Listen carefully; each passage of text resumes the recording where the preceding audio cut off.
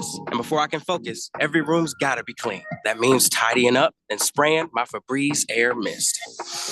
Ooh, that's fresh. Febreze Air Mist scents are all high quality. They fight any weird funk, and they give my air an instant boost of freshness. So not only does my home smell good, I feel good too. After I Febreze, it's time to start my day.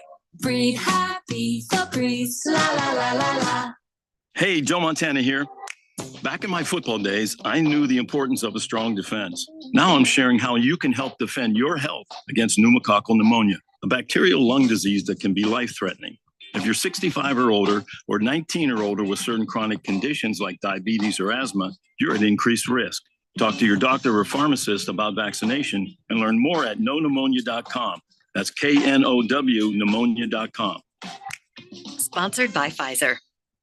At Bet365, we don't do ordinary. We believe that every sport should be epic. Every basket, every game, every point, every play, from the moments that are legendary to the ones that fly under the radar. Whether it's a three-pointer at the buzzer to tie the game, or a player goes 2 for 2 at the foul line. Whatever the sport, whatever the moment, it's never ordinary at Bet365. 21 plus only. Must be physically located in Arizona. If you or someone you know has a gambling problem, wants help, call 1-800-NEXT-STEP or text NEXT-STEP to 53342. Jeffrey O'Brien here, and congratulations. You just made it through the hottest summer in Arizona history. No lie. The only proof you need is in that electric bill. If you don't have solar, I wonder how bad it's going to get next year. You need to call Harmon Solar today. Harmon Solar could save you over 80% off your electric bills. They're a locally owned, family-owned company. Call Harmon Solar for a free estimate. 800-281-3189. That's 800-281-3189, or go to harmonsolar.com.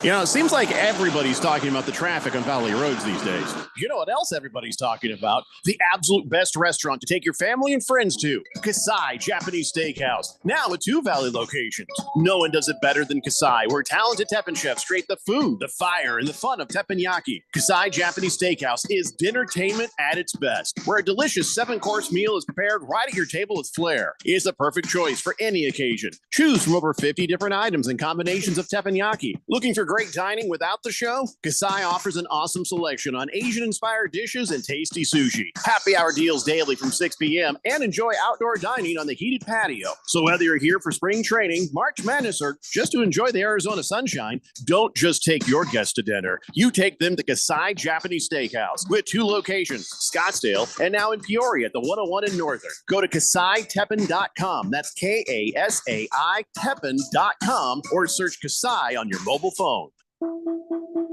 Marijuana may be legal in Arizona, but driving impaired is not. As a police officer here in Arizona, I know DUIs apply to more than just alcohol. Anything that impairs driving makes you dangerous on the road. If you feel different, you drive different, and driving impaired can get you a DUI. Get the facts at drivinghighaz.com and spread the word with the hashtag HighDUI. This message is sponsored by the Governor's Office of Highway Safety. Live from the Harmon Solar Studios in Scottsdale. Here we go. This is KQFN Tempe, also transmitting on K25CD Phoenix at 99.3 FM and K240U Fountain Hills at 95.9 FM. All right, people, settle down. Because it's time. Time for what? Showtime. When does it start? Right now. 3, 2, 1. Let's get on with the show. Let's do it.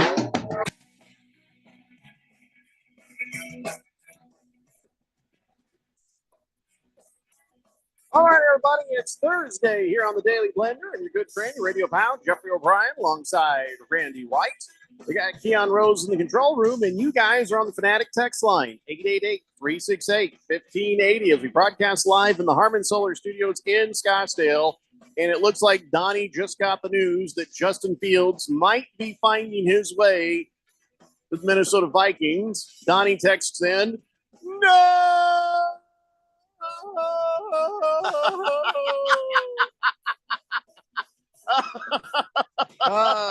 Feels good.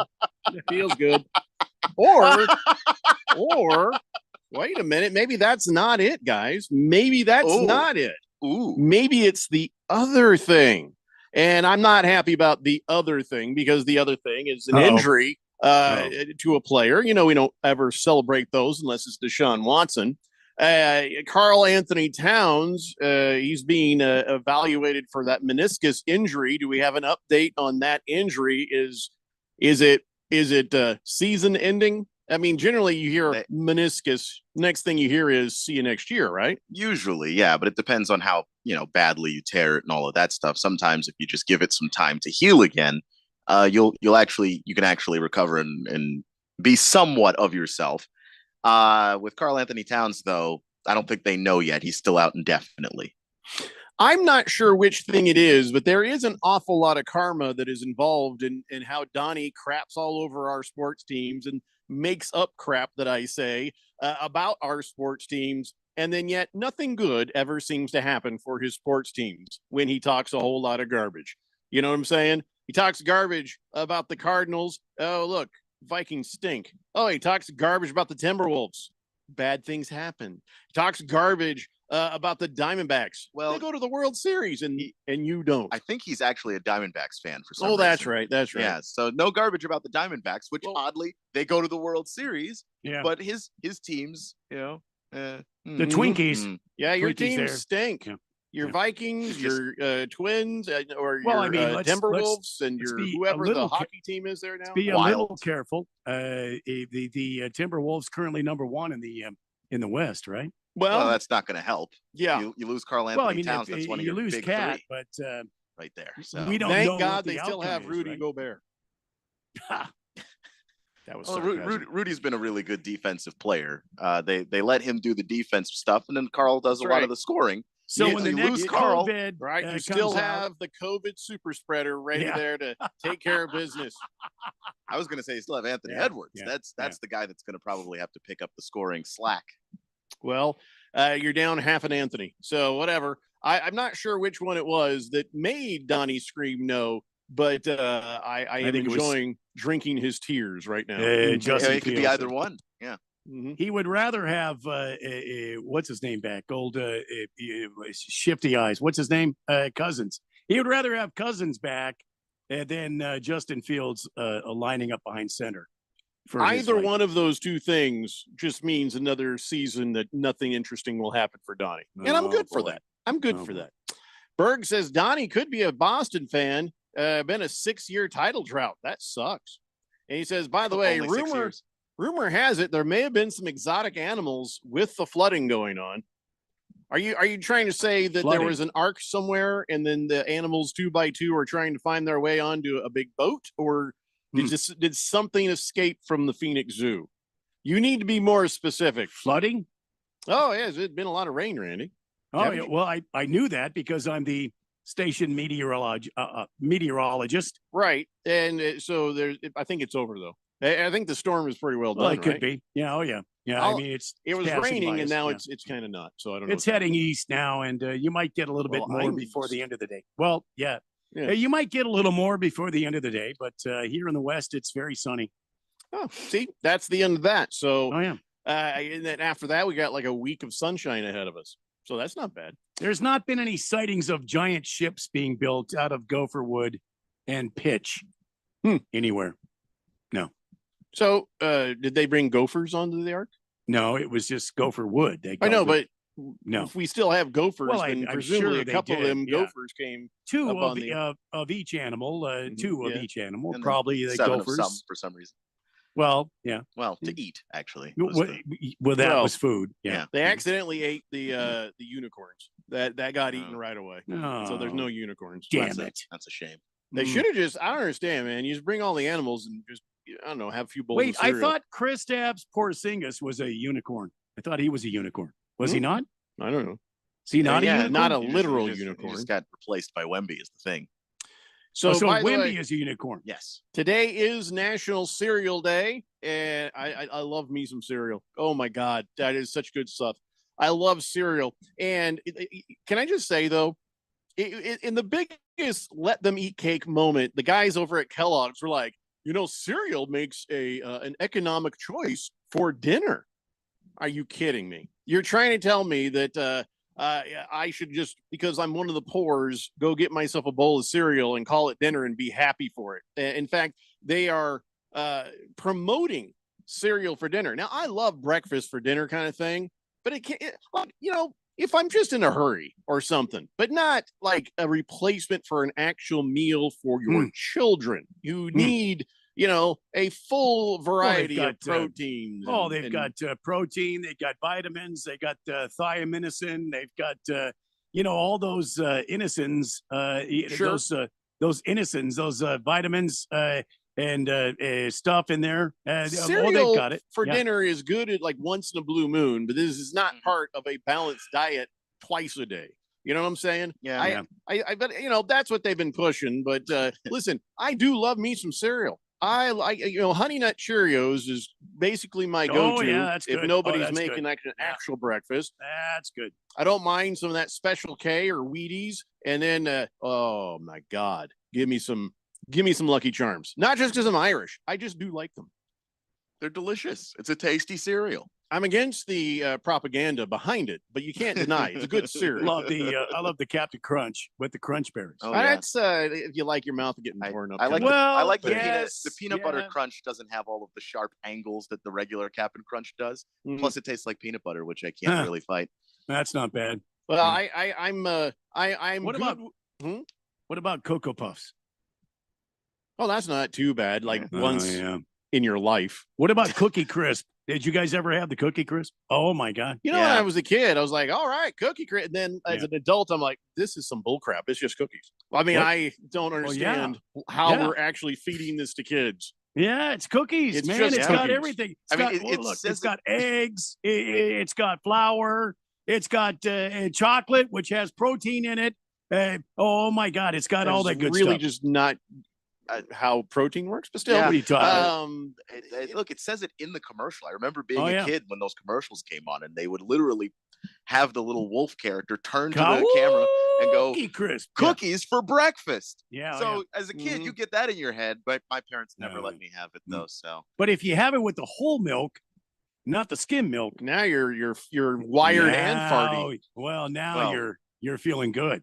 You see what I'm saying? That's a good day, honestly. That's like that old commercial. If you're lactose intolerant, it took a new meaning. I've been drinking milk, and boy, are you going to be in trouble. Yeah, that's going to happen. People are going to run from the classroom. But listen, it's National Cereal Day, and you can shout out your favorite cereal. But cereal was invented by accident. It was absolutely John Harvey Kellogg and his brother Keith were experimenting with boiled wheat. As brothers do. And they left the batch out overnight, and they came out and they're like, "Oh man, we forgot to put this away. It's all stale." Then they're like, "Well, let's try this with corn." And then when they did that, they're like, "Hey, these are like flakes." And then they were like, "What if we poured milk on them and ate them in a bowl and watched TV?" And it was 1877, so they could only do most Looney of that. Tunes. Looney Tunes was probably out by then. I mean, and then they were like, "Well, we got to do something with all this." They're like, "Well, sell it as a breakfast cereal, I guess." And then in 1939, like 50 years, took them 50 years. Somebody go, "We should put sugar on this stuff." It took them 50 years to sort that out. Because John Harvey Kellogg didn't believe in sugar really. Yeah, he was a health guy. Yeah, he ran an asylum. He needs to get the hell out of it. that. And he had some weird ideas about if you have sugar, then how will you keep yourself out of sexual immorality if you eat a lot of sugar? Was a thing he really thought. What? And I've that's why eaten he a lot of sugar. He never added sugar to anything, and people had to add sugar after he died. Mm-hmm. You know what I like to do sometimes, guys? I like to get the Rice Krispies. Rub them all over yourself? No. See, I had a lot of sugar, so I have a lot of sexual immorality when it comes to cereals. No, that's only what I rub the Nutella all over me. The corn pop. No, I'm sorry. Rice Krispies. You put a little sugar on that. Oh yeah. When I was a kid, I put a lot of sugar. I had to sneak it. My parents were like, "No, we're eating these cornflakes." Oof, just awful. Oof. I was 12 the first time I had cereal with actual sugar in it. It was an amazing have sugar experience. You got it. You can't go back after that. SOL corn pops? Likes them Golden Grams. Oh, the Golden Grams. Those That's are good stuff. Yeah. I like Especially corn the pops. chocolatey Golden Grams. Those are good. Corn Pops are like exotic, I guess. I don't know. Yeah. So, anyways, today is National Cereal Day. I don't suggest, like the cereal companies do, that you have it for dinner on a regular basis. But once in a blue moon, like there's been times I get off the air and my wife, she's already eaten or something, and she's like, "What's for dinner?" She's like, "Anything you can find and make yourself." I'm like, "Noted." Boom, cereal. It's just because it's easy, and I'm full within a few minutes. I don't have to think about it. That's the thing. Just, you ever been hungry, but you're like, I'm hungry, but oh God, I don't even want to eat. But I know I'm hungry. I just want to already be full. Cereal. Takes care of that right away. Chinese food. No, but then you're hungry an hour later, and that's just saying. Just another face in the crowd says, if memory serves correct, Noah took 7 clean and 2 of each unclean animal on board the ark. 7 clean, 7 clean were for the food. Yeah. So he took 2 little shrimp. No, wait, they were already in the water. Forget That's unclean. Yeah. What is unclean? Well, it was something that wasn't clean. Take a minute to bathe them before he brought them in. They'd be all clean. What is it? The clean animals were animals that chewed the cud and have a split hoof. So like pigs would be unclean because they don't do that. Cows are clean. Bison. I've seen some dirty ass cows. Lamb. Clean in the sense of that's what God said is a meat you should eat.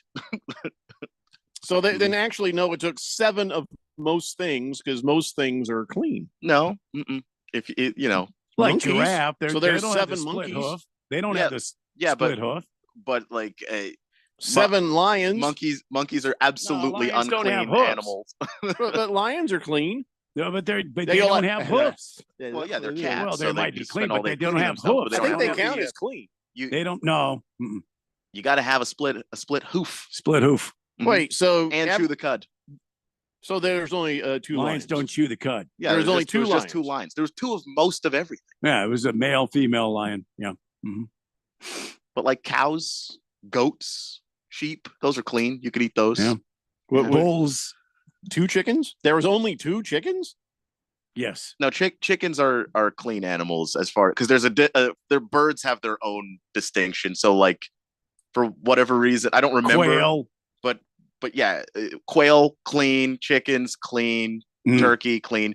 Duck. Turkeys are very dirty. Duck is unclean. You can't eat that. Don't eat that. Why is duck unclean? I don't remember. It's something. Yeah, is this something to do all with in the Bible? It's in the Bible because I was raised Adventist and they follow that stuff strict. So it's in there. I wasn't allowed to eat pork until I was a grown ass adult, and I regret every day that I didn't missed eat a lot of bacon. Yeah, so much bacon. So I got to go find a Bible. Pork I want to belly. read this list. I want to see this list. No, of it's like, in the Old Testament. It's in ducks are no good. Turkeys and chickens are okay. Deuteronomy. It's in Deuteronomy somewhere. Deuteronomy. Okay. No, Deuteronomy. Deuteronomy. Anyway, I don't know how the hell we got on this, but deciding biblically what is clean and unclean. National what does that Cereal make? Day. If I'm a human, am I clean or unclean? Well, clean. Pretend the human is an animal, like science. Well, Noah and his family were clean. The rest of them were not. Well, but you would be unclean as far as food goes. Yeah, that's what I'm saying. You can't eat a person. So then there could only be 2 people then. Oh, I see what you're saying. Well, broke their own rules right there. No. Gotcha, God. Well, no, just God puts people on a different pedestal. Did you see what I just did there? I just did a gotcha. No. God. No. Good luck with that. See how it goes. I know. For you. Things are not going to go well for me from here out. Like, let's see how that goes for you.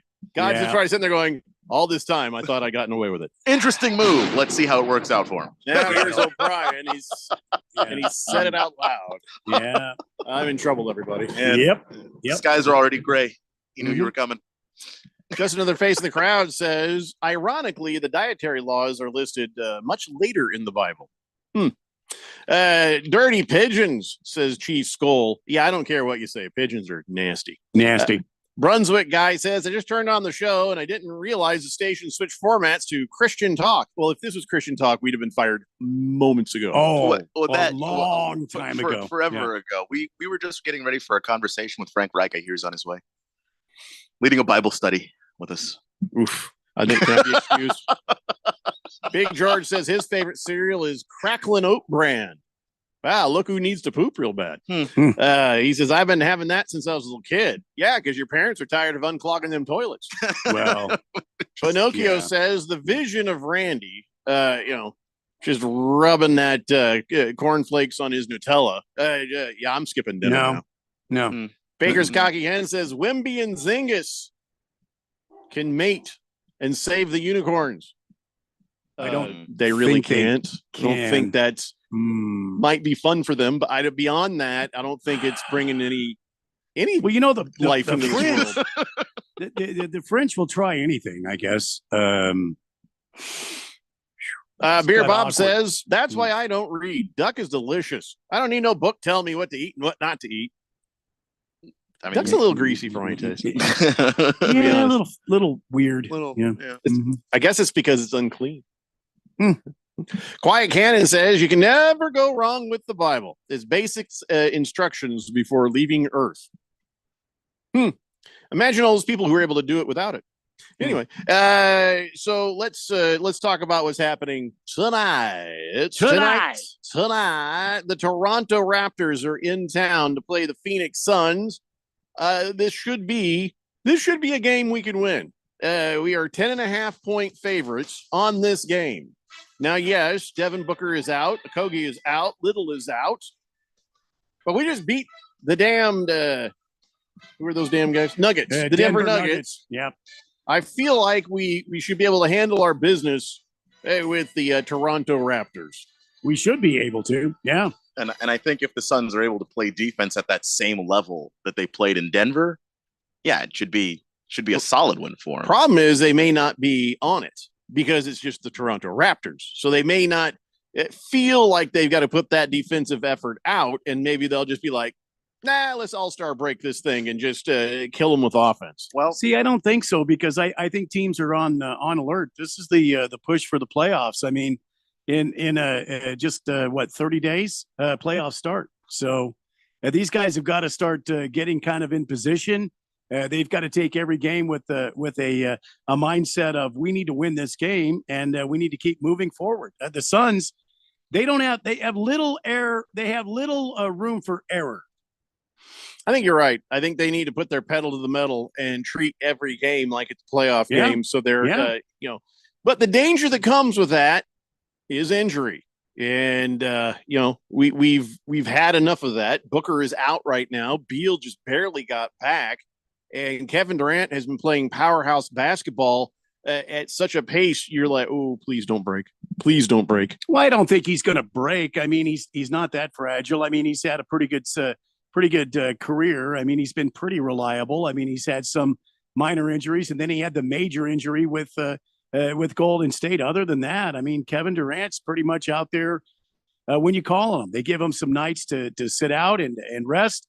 But for the most part, I mean, he's out there playing.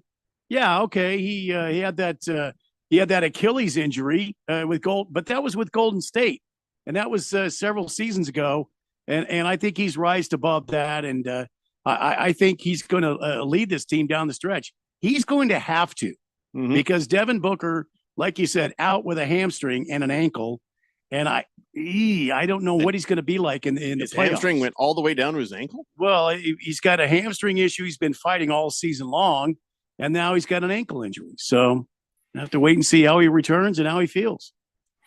Beer Nut says, hey guys, listening to you all the way in Brownsville, Texas. I'm out here building some modern modular homes for SpaceX executives. It's pretty awesome out here, seeing this huge rocket ship in my horizon.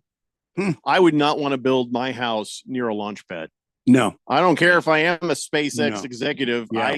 I want to be a lot farther away from that explosion. Yeah, you're right. Can I watch it on a screen somewhere very far away? I'll be that much farther away. Concrete bunker somewhere. Swazman says, not much of a cereal eater because I'm a grown-up, but I noticed shredded wheat with French vanilla creamer, just a little bit. Yeah, it's pretty good. Stoner food. This has nothing to do with being childish because you like cereal. I mean, I love cereal. It make me childish.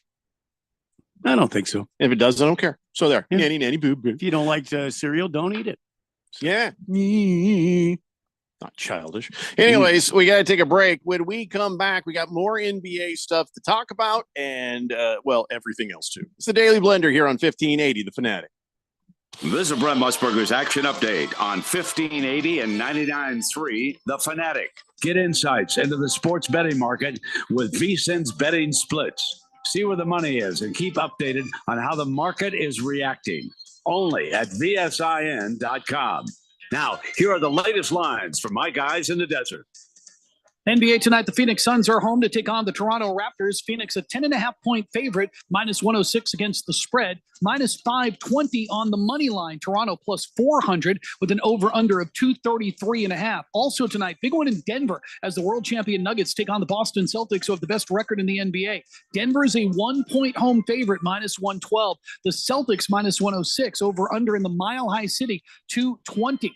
And the Golden State Warriors are an 8-point favorite tonight as they host the Chicago Bulls. I'm Tony Desiri with your VSiN Action Update on 1580 and 99.3 The Fanatic. Hey, Jeffrey O'Brien here. And listen, Phoenix has had over 53 days of 110 degree plus this summer. This last July alone, we had 30 consecutive days of 110 plus. And this summer heat might just be the new normal for summers here in Arizona. What you need to do is call Harmon Solar today. Harmon Solar could save you over 80% off your electric bills. They're a locally owned, family-owned company. Call Harmon Solar for a free estimate, 800-281-3189. That's 800-281-3189, or go to harmonsolar.com.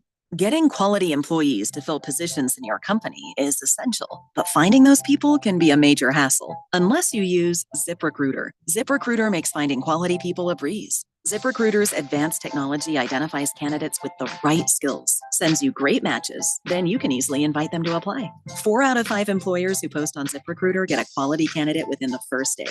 See for yourself. Go to ZipRecruiter.com/free to try ZipRecruiter for free. That's ZipRecruiter.com/free. Hi, I'm Ralph Romano. And I'm Neil Lynch. We've been friends for over 30 years. And Wait.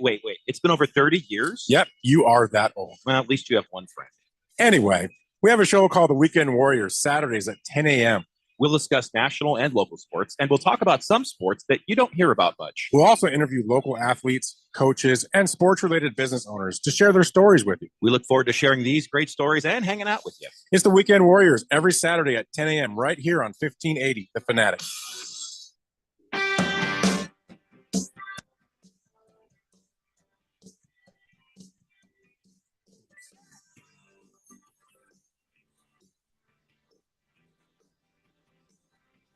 Blender here on 1580 The Fanatic. I guess the Bird has posted on Twitter his cereal that's in his cabinet right now in honor of National Cereal Day. And the first one, I forgot about those. I want to get some Crispix. That's some good stuff. What was the other one? Little hashed Chex. Chex. Yeah, Chex. I like the rice Chex too. He's got some of those too. 888-368-1580. ASU Buddy says, how about grape nuts? Yeah, if you want to break your teeth. I mean, I've had grape nuts and I've been like, okay, these are okay, but why am I eating gravel? You're just eating. You got to let them get a little. It feels soggy. like gravel, yeah. You're like, this could fill a pothole. This would be great just to smooth it out on the road. You got to eat the grape nuts a little soggy. Chip seal. If you just put that right in the bowl of milk and try to go to work, you're not going to have teeth left by the time you're done. You need to go away for a couple days. Last Optimist says, I wouldn't mind living next to a launch pad. None of them starships have exploded on the ground yet. I'm just saying, you don't want to live near a launch pad. It's just a bad idea. All right. So tonight, the Phoenix Suns, they're on, I think they're on Channel 3 tonight, but it should be a fun game to watch and to hopefully see if some of the things we've talked about start to come into focus with your team. But let's talk about some other things going on in the league. Remember, we were talking about old Ben Simmons? Well, he is out for the season. They say he's got a bad back. Yeah, he's got back issues. Do you really believe that's all this is? I mean, I believe it. I mean, I partially blame him for it in that, the amount of time that he spent not playing basketball, and then you suddenly try to jump back in it and play at a high level. Is it possible you get nerve damage from something like that? I mean, in a sport where you jump up and down constantly, yeah, I'm sure that's played a factor in it. But I believe him. Yeah, I mean, yeah, I think he doesn't want to be seen as somebody who's lazy and doesn't want to play. So I think he really did want to come back, but he's put himself in a bad spot. I don't remember a game where I saw Simmons play. I don't remember a game seeing Ben Simmons on the court in uniform playing basketball. That would be because he's only played in 57 of a possible 190 games since he got to the Nets. That's what I mean. I don't recall a game. It's not even half. Yeah, doesn't mean it's his fault, but here's what I'd be thinking. At some point, if you're the team, you're like, can you owe me the games? I mean, because I just paid you a ton of money. I got no games out of it. Can you just make those up later? My thing is, I don't know how these teams can pay him this amount of money for the amount of games that he has played. That's what I'm saying. It's guaranteed. Why don't they release him and be done with it? Because they still owe him. It's a fully guaranteed deal. They can owe him all they want, but hope just. Oh my God. Either they pay him and he's on the team, or they pay him and he's not on the team. So they well, keep what's him he on the going to team. go to some other team and play? I doubt it. I mean, he'll go to another team and not play. Or he just won't play and just collect the paycheck anyway. Is there some way probably more likely? The three of us can get Ben Simmons' agent to work our next deals? Yeah, Keon, look up Ben Simmons, please. Let's get his agent, and then I want him on the phone. Is there some way we can get that done? Because I want to get paid for doing nothing. I don't know that that's necessarily something that he set up. I think he's trying to keep it all together too. That's why he took the blame for Ben Simmons being injured somehow. Well, he could take the blame for us too. You look at the roster of guys that he's got. Ben Simmons is the best player on his list of players that he represents. Well, look, then he wants to go ahead and represent us too. I fully believe that, and he needs to. I don't think it matters What? who represents us. Radio Ron will never accept any guaranteed money. He's like, you are entitled to all the money that you earn while actually working, and if you are not working, you get nothing. Sort of a weird kind of way of thinking that you have to work to earn your money. I don't. In this day and age, you're right, because we've got lots of examples of people getting their guaranteed money. You know, making millions and millions of dollars. So why not us? And you got Ben Simmons, the president of that club. So I guess. Don't think I want to vote for him for president. No. It's Bernie Lee is Ben Bernie Simmons' Lee. agent. There you go. Let's get him on the horn. He needs to represent I lied. us. The best player that he represents is Jimmy Butler, but after that it's Ben Simmons, and then just kind of Bernie Lee. Is he in relation to Stan Lee? probably the great probably not. creator of Lee is a very Marvel Comics and all that. Yeah. If it helps. I don't think that there's any relation there, though. Spider-Man, all that business. Hey, our old friend Bismack Biyombo, what happened to him? Why did he pass out? He's being represented by Bernie Lee. No, Bismack Biyombo's not. Oh. Hey, he was walking over to the bench there and he collapsed. And they said he's all clear of any serious medical issue, but nobody's saying what the heck happened. Why did he? What the heck is he? See, here's the thing. The first thing that came to mind was, oh my God, he's pregnant. You know, because that he was just faint. Then I realized he couldn't possibly be pregnant. So that's not it. So why is Bismack Biyombo collapsing at the second quarter of a game? Maybe he had a big dinner before he went out to play. I sort of a big dinner, steak and lobster. That's going to make you pass out. A lot of water, a lot of sodas, some beverages, and he went out and played. And then, oh my God, it got to him. The gastritis got to him, and he passed out. Yeah, they did some tests on him. They actually they didn't find any particular medical issue. So that's why they're concerned. Is when he you wasn't check. even playing. Yeah, I mean, so well, he warmed up and he got all that stuff shook up there. That shrimp cocktail. I think he stood up off the bench too fast. The other the players were coming back to the bench, for a timeout. So he stood up and went, boom. Really? Maybe that's it. He just stood up too fast. I thought it was maybe the shrimp cocktail. I don't know that that's what he ate, but they would have told Then he you had that. a lot of bread and Don't be a child, Keon. Of course, you had a shrimp cocktail. It's delicious. Everybody will have the shrimp cocktail. It's delicious, but like that doesn't mean you if have it's a shrimp available, cocktail. you're hitting that Homemade shrimp cocktail. sauce, Listen, and you get now- the shrimp now. all strung over the glass there. Before like you play this. They're all basketball, kind of curled you do over the not- glass, you do not and you're hit the like shrimp dipping it in cocktail. there. Why just wouldn't like- you? You see what Why I'm saying? wouldn't you eat shrimp cocktail And before then you you play get basketball? that yummy bread. or any They all- food. 7 right before different you types play. of bread in the bowl, and you're just like I don't eating know this why bread not. with You- the shrimp Do cocktail. you ever have that cramp like right there on your stomach? Just Well, I like, think that's what Every happened time at I've his tried to run as an Oh, yeah. adult, yeah. His Mac Biombo. Okay. That's what happened. What's your point, Keon? if you eat right before you do any exercise, your body's like, Uh-huh. oh damn it, I don't know where to send the blood. And Do I there send it to is. your stomach, or do I send it to the rest of you that I also see. needs oxygen? I feel like we have figured out this mystery. I just feel like he would know that already, stood up being too a fast. 31-year-old professional Well, athlete. he's a 31-year-old. He's a bench warmer. I mean, look, he didn't expect he was going to play it, and he had You a little always extra might. You're That's the always a old play away from food playing. line there before he went out on the As- floor. You see what I'm saying? As a former bench warmer, I you mean, always the steak and lobster stay were ready. extremely good that night. He was my favorite player with the Suns because Yeah. I loved Well- his name, Bismack Biyombo. Last Optimist says he fainted for the same reason most 6'8" people never make it to 70 years old. It's hard for the heart to pump blood to his brain. Hmm. I just think Well, he stood up too especially- fast. Especially when you have so much food before the game. Shrimp cocktail. Yeah, it'll do I it too. Yeah, shrimp cocktail will think do that he it would every know time. already that's not a good idea. I mean, you have like 3 or 4 or 12 of those shrimps. I mean, look, 3 or 4, you're 12. you're already in the danger zone Dainty right there. snack. You see what I'm saying? Chief Skull says, I will not have the shrimp cocktail, sir. They are dirty water pigeons. I don't care what Well, they anybody are ever says about shrimp. I will always eat the cockroaches shrimp. of the yeah, ocean. I know all Don't the care. dirty, disgusting things about shrimp, and they are delicious as hell, and I will continue to eat them. And that Well, is they eat my uh, stance. They eat fish poop. That's fine. That's fine.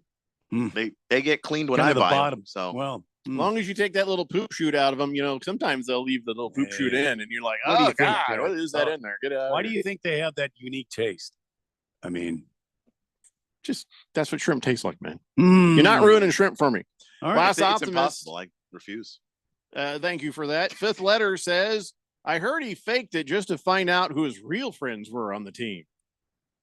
No, Well, yeah. I think it was the pregame He, meal. he doesn't Did anyone seem catch him? that passive aggressive, to be honest. Fighting Wampa says, I always wondered what kind of cereal they made out of female grapes. Question mark. I like how he was trying to do this little voice thing. The word question mark just got printed out. Female, Oh, wow. female grapes. Yeah. So if No- you have grape nuts for the men. Nobody caught him, but they were Huh. just shocked. I think he started falling back, and they were like, "Is he really falling? Oh, damn it, he's really falling!" By the time they made the move to get him, he'd already fallen over. Did he hit his head on the ground or anything? He hit his head on the Oh, chair. Oh my God! So See? he was leaving, and he was holding the back of Well, his head. I can guarantee you, he's not going to eat that much at the pregame meal before. I don't think that that's anymore. what he did. Pretty sure that's honestly. what it was. Yeah. How Shrimp cocktail. Scratch Me Because has answered a question, but he's answered two without realizing it. First thing he said is Ben Simmons is the first NBA player to miss the rest of the season due to vaginitis. And then by saying that has made me understand that the female version of grape nuts would be vaginuts. No, it still doesn't. Grape. Just- How do you I put don't- grape in? Don't think so. It's just, Okay. why would that be the case? The I don't grape nuts understand. is not Grape a bags, male version. veg It's is- just because there's like nuts in there, not Yeah. grape nuts. It's what there's nuts? What nuts are in grape nuts? Well, What- there's no nuts from nature. I mean, Yule Gibbons used to eat a There's- tree. No, grape nuts aren't rubber made tires. out of almonds or Do you know peanuts there's or plenty cashews. of edible things in a rubber tire? Hi, I'm Yule Gibbons for grape nuts. You see what I'm saying? What is actually in a grape nuts? That's what I want to know. It's not No, I grape, think- I and think it's you do. not actual nuts. Oh, I think you know what it is. Berg says, I had 50 shrimp in one sitting last summer. So good. Good man. Good man. Love me shrimp.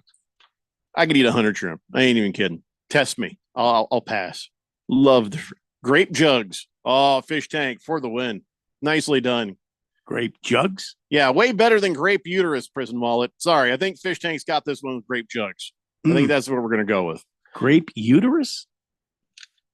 Well, we're What? just trying to figure out the female version of Grape Nuts. So tonight, the Trojans are hosting our Sun Devils. ASU is going to dirty Southern California and playing the Trojans. Of course, now, I don't understand this. I thought the Trojans were kind of a crap team. Ralph has even said they're a crap team. Yet, we have a better record than them. Yet, they're favored by 8.5 points. Is there some serious injury that has befallen ASU, or have we just gotten so bad towards the end of the season that nobody wants to give us a chance to win anything now? I mean, that's basically it. I mean, first off, I don't think the records are. It's a difference of a few games. 14 and 15 versus 12 and 17. Yeah, they have pretty much the same record in the conference, except for the Trojans have lost more because they've played 2 more. And so, if the Sun Devils lose a couple, I mean, we're looking at a record that's quite similar. But I do think that USC, disappointing relative to what they expected their season to be. I think what everybody expected that season to be, and it wasn't just Bronny James being there. Isaiah Collier, the point guard, was supposed to really elevate that team. He was supposed to be the best player on the squad, and he's the best scorer on the squad. But as far as elevating the others, as far as having some of these breakout games, these memorable games, he doesn't really have those. And in fact, he was a guy that was largely thought to be, if he wanted to go out at the end of this season and go to the NBA, a lot of people had him as a top 3, top 4 player in the draft. He's all the way out of that now. If I were him, I would stay another year at USC and see if I could try to rebuild that. But yeah, USC's just had their own disappointing season where they recruited a lot of really good players that they thought would be successful, and it just hasn't really gelled. There's some questionable decisions coaching as well. But still, they are I think a deeper team than ASU is, and that's why they're getting the edge in this. But it also looks like they've kind of given up on the season too. So I don't know why that spread would be 9.5 the way that it is right now. Oh, it's gone up to 9.5. It was 8.5 earlier. Yeah, it's 9.5 now. So it's a Pac-12 matchup, and USC is in California. ASU is in Arizona. So, of course, it makes all the sense in the world that this matchup starts at 9 friggin' p.m. What the hell, man? Why does this have to start at 9 p.m.? Nationally televised game. That's dumb. It's on the Fox Sports 1. But isn't that 12 on the East Coast? Yeah. Nobody's watching this. But I have no idea. I gave my best guess. I don't know. That doesn't make any sense. Cheesehead Bill says, if you like shrimp, you got to go to Mochilero Kitchen at 67th Avenue in Happy Valley. Get the Mexican garlic shrimp. You'll thank me later. That is so far away from me, though. I mean, I'd love me some garlic shrimp. Because if I'm ever around, might do that. Fifth letter says, bleep, I'm taking the ASU and the 9.5 points on ESPN Bets. ASU will cover, no doubt. Well, here's hoping, man. Fighting Wampa says, so if I pour myself a bowl of grape jugs, do they come with their own milk? It would depend on a couple of things. I think we're done talking about syrup. It's the Daily Blender here on 1580, The Fanatic. What's holding you back from learning the language you've always wanted to know? Too hard. Takes too long. Not with Babbel. Babbel's lessons take just 15 minutes a day. 15 minutes isn't long. Nope. And they're fun. So you don't realize you're learning a language, but you are. In 3 weeks, you're able to start having conversations. And Babbel's lessons are built around real life. And with Babbel, it isn't hard. It's perfect. Now try Babbel free. Just go to Babbel.com. That's BABBEL.com. For the latest from the world of golf, tune in every Saturday morning from 6 to 8 for the Golf Shop Radio Show, presented by PlayGolfMyrtleBeach.com, the golf capital of the world. Hosts Mark Greenhelch and Matt Blanchard talk golf from tee to green and everything in between. If you like golf, you're going to love Golf Shop Radio. Before you tee up, drop on in. Welcome to the Golf Shop here on 1580 and 99.3 The Fanatic. All right, so there we were, cruising through the new open-air zoo when I realized that The park was closing in like 15 minutes. That's when the afternoon took an exciting turn. Luckily, we were in my Nissan Rogue. With its powerful DC turbo engine, well, we had more than enough time to see all the animals. Whoa! And outrun a few. Drive the Nissan Rogue. Now get the 2023 Nissan Rogue with best-in-class fuel economy among gas engines. Availability is limited. Shop at your local Nissan store or at nissanusa.com.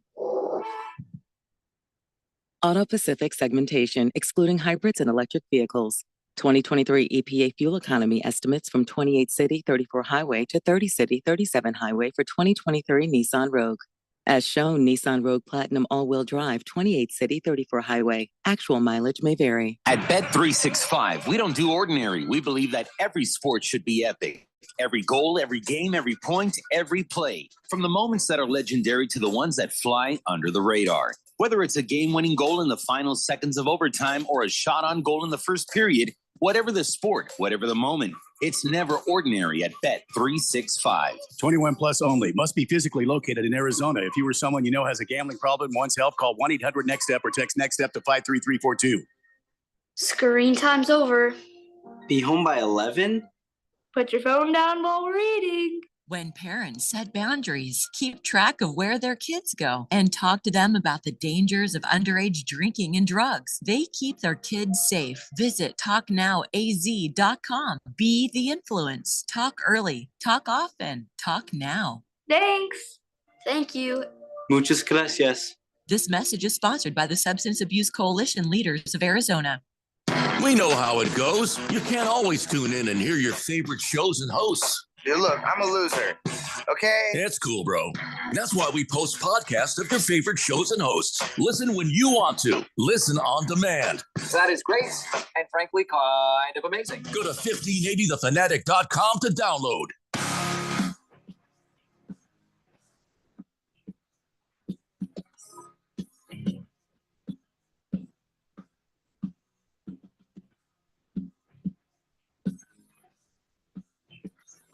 I don't even know if I should get in the middle of this. Uh-oh. It's Daily Blender here on 1580 The Fanatic. Earlier, somebody said Michelero on 67th Avenue in Happy Valley had some really good Mexican shrimp. And now Chief Skull says Michelero on 67th and Happy Valley, overpriced Mexican. Food. You probably should put the word food right Yeah, after definitely. Just sounds like you're talking about something. Some guy stand there. What the hell? I think I'm worth it. Yeah. Okay. I don't want to get in the middle of this. I really don't. Let's talk about the Coyotes playing the Minnesota Wild tonight. Okay. Now we've done it. All right. Moving on. Well, with Donnie's karma, I hope it turns into something. The Minnesota Wild are favored on this. I don't know what version of the Coyotes we're going to get. Again, the Coyotes have some key injuries, and the Coyotes were active today. They acquired a 2027 fourth-round draft pick from the Edmonton Oilers in exchange for one of their defensemen, a kid that's played a bit for Troy Stetcher. He's played a bit for the Coyotes this season, and he's played in 47 games, and he will move on. An 8-year veteran of the NHL, 29-year-old defenseman. He will go to Edmonton, and we get a fourth-round draft pick for him. So, Cody's still working, still trying to build. We're selling. I don't think we're selling right now. I don't think we're selling. Listen, I think the Coyotes, anytime they go into a game, you know what I always say, you got to play the game first, and you'll have to wait and see what happens. Look, Minnesota is a great team. Coyotes are still working. So, Booze and Raiders says, Randy, I need a weather report. Well, we had one earlier. Well, I mean, it's gonna be rainy now, not so rainy tomorrow and for a while. Yeah, it's not going to be very. I mean, do you want me to do one now? No, I think I just did your recap right there. Pretty sure you did. Yeah, it was rainy for a little bit, and then a little rainy for about a week after. It won't be rainy. Yeah, it's not going to be rainy for a while. Yeah. So that's it, Booze and Raider. Whatever's happening right now, Once it's over, it's over. I mean, some clouds. Okay. 71 tomorrow, 75 on Saturday. It's gonna be 80 by this weekend, right? 79 on Sunday. Close enough. 81 by next Saturday. Oof. Here comes the heat. There you go. Kiss the Cook says grape jugs are too small. Okay, we're not going to go here. Yep, that's why I just I moving hopped off on that train a while ago. Yeah. So remember we told you about the guy in the Iditarod raid had to kill himself a moose, and the rule is kill a moose and he had to gut it. Right. And well, here's the thing: he got in trouble. He got a 2-hour time penalty. They said he didn't clean it well enough. What? So when he did that, this guy Seavey, who by the way, 5-time Iditarod champion, so this guy has been around, right? Yeah. He used a handgun, which that's impressive. A handgun to kill the moose. Well, that got 44 tangled up Magnum. with his dogs. I mean, well. And here's what it says. According to the panel's findings, Seavey spent about 10 minutes at the kill site, then mushed his dog team about 11 miles before camping on a 3-hour layover. I think the reason he did that is because he was worried about the dog that had been injured. Mm-hmm. So he says, yeah, it fell on my sled. It was sprawled out on the trail. And he says, I just, all kinds of people, the TV crew have been saying, hey, we got to get this moose out of here before this incident happened. So it was hanging around. And he says, I gutted it the best I could, but it was ugly. And they said that, no, it's been determined the animal is not sufficiently gutted by the musher. So now they gave him a 2-hour penalty. Well, I mean, what are they looking for? Him to clean out all the innards? Is that what they're trying to do? A lot of these people like the innards there in Alaska. No, nobody does. A lot of people like the heart and the Zero. liver and the kidneys. This is They about like getting that stuff. all. No. This is about getting all the intestines and other internal organs Well, out. I mean, Now, come on. I don't know what he left behind. Well, that's but here's my case for him that he gutted it enough. Can I? Well, let me just yeah. tell you.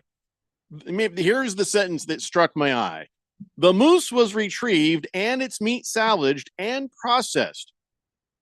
And Iditarod associates in the area were distributing the food. If you can recover the meat, it's been salvaged. Yeah. He cleaned it enough. I think so. He did a good enough job that if you're able to actually salvage the meat and process it and give it to people, I would contend that 2-hour penalty is inappropriate for CV. I mean, what did he leave? I don't know, a little blood inside? What? I have no idea. I don't know. They it didn't all go kind into of details. falls out. I mean, you cut it. You got it right down the middle, and then you dig all the innards out, and then. But maybe he left the spleen in there or something. Some I don't of know. the Alaskan people love the innards. They love that sort of That's thing. not the point, Randy. Is when you clean the animal, and if you have to leave it there and it freezes, it has to have all the guts out of it. That's and it was even a better. rule of the race. It's a rule of the race that I you don't have to properly and totally clean the animal so that it can be recovered. Well, so then none of that meat goes every to waste. mile of the Iditarod, they're going to have an official there to make sure it's cleaned correctly. Well, I mean, they were able to get there pretty quick, and there was a TV crew that knew there was a moose sort of stalking the trail. So I don't know. Whatever the case, I feel like this CV guy, Dallas CV, I think he was robbed. If he loses this thing because of this, I feel like there should be an appeal because that's bullcrap. If they're able to retrieve it and the meat gets salvaged and processed and given out, he cleaned it enough. That's what I say. I don't think anybody cares about this, do they? Nobody here in Arizona could give a damn about the Iditarod. I don't know. You got me fired up about it, Jeffco. Or this guy. They're like, he's won it 5 times. Who cares? And again, I didn't know that. it's not a sport. It's just Fighting Wampa says, you know what? After this moose story, I never again want to hear someone mention pickleball as a sport. Yeah, neither are sports. Pickleball is not a sport, and neither is the Iditarod. It's a sport for the dogs, but it doesn't count because the dogs don't know they're participating in a sport. They just think they're out having fun, doing whatever. They're having fun, and they're trying to make their human happy, and that's basically it. Swazman says, is this like Bear Grylls stuff where he slept inside of an animal? Bear Grylls is the man. Have you ever seen Bear Grylls? No, well, I heard he drank his own whiz, so I just know. Oh, you've got to watch that. I don't want to see that episode. This is one of the. I think he just does it just for fun. I don't think he does it every episode or even. I think it was just the one episode. Yeah, that's enough. This is a guy. This is a guy that United Kingdom trained. This is a badass. Bear Grylls is a badass. Mm-hmm. Okay. The real question is, how many grills could Bear Grylls grill if Bear Grylls could grill bears? Lots. Whatever happened to Survivor Man? That guy was a badass. He didn't drink his own weed. He's nothing compared to Bear Grylls. Bear Grylls goes in with like a flint and a like a knife, and that's the same thing as the Survivor Man. They drop him off, and he had to survive for like a week. Bear Grylls doesn't drop off. He he falls from a helicopter and he parachutes into stuff. About it's the same thing. I think so. Jeffrey is saying, Survivor Man does this thing, and you're like, no, Bear Grylls, and then you describe a thing that's also need to the same. Watch both shows and come up to your own conclusions. I like them both. You've watched both shows? Yeah. You watch Bear Grylls? Yeah, he was on like Discovery Channel for years. Years and years. It's a good show. I'd love to spend a month with him just learning. He's a man. Bear Grylls is a manly man. Step 1, drink your own whiz. It's possible. Swazman says, Jeffrey's right. Survivor Man was pretty tough by himself. Remember, Dual Survivor was the guy from Prescott who lived in a tent for 2 years. Yeah, well, that's true. Yeah. Chief Skull says, why is pickleball called pickleball? Where do the pickles come into play? I've never cared enough to look into that. You know me. I love to know why things are named what they're named. But pickleball is such a lame-ass game. I can't even call it a sport. And I have no respect for the people who play it. Wasn't it called pickleball because it was when it was made, when the game originally began? Wasn't it on? The guy can't run around going, want my pickle? No. No. He wasn't one of those pervy guys. No. Want a He was in pickle? Oregon. I think it was in Oregon. Oh, great. And I think it was the house was on Pickle or something like that. There was something like it was where it was originated, and that's why it was named pickleball. I could be just really wrong here. You probably. And I see that Keon is fact checking me right now, but Scratch Me Because says, do you think that guy said to the moose, I know what you're thinking. Did he fire 6 shots or only 5? Tell you the truth, in all this excitement, I kind of lost track myself. Wow. But being as this is a 44 Magnum, the most powerful handgun in the world, and could blow your head clean off, you got to ask yourself, do I feel lucky? Well, do you, Moose? Wow. That Moose is a punk. I didn't know Clint Eastwood was on our show. Walter Mellon says, Jeffrey, I know what happened. The guy that was dead in last place was behind by 1 hour and 58 minutes. When he came across the moose, he knew the deal. He scooped up some guts and threw them back in there. And now he's not in last place anymore. Collusion. I think so. Yeah, I agree with that. Yep, that's right. Quiet Cannon says, a real meat eater leaves no meat on the bone.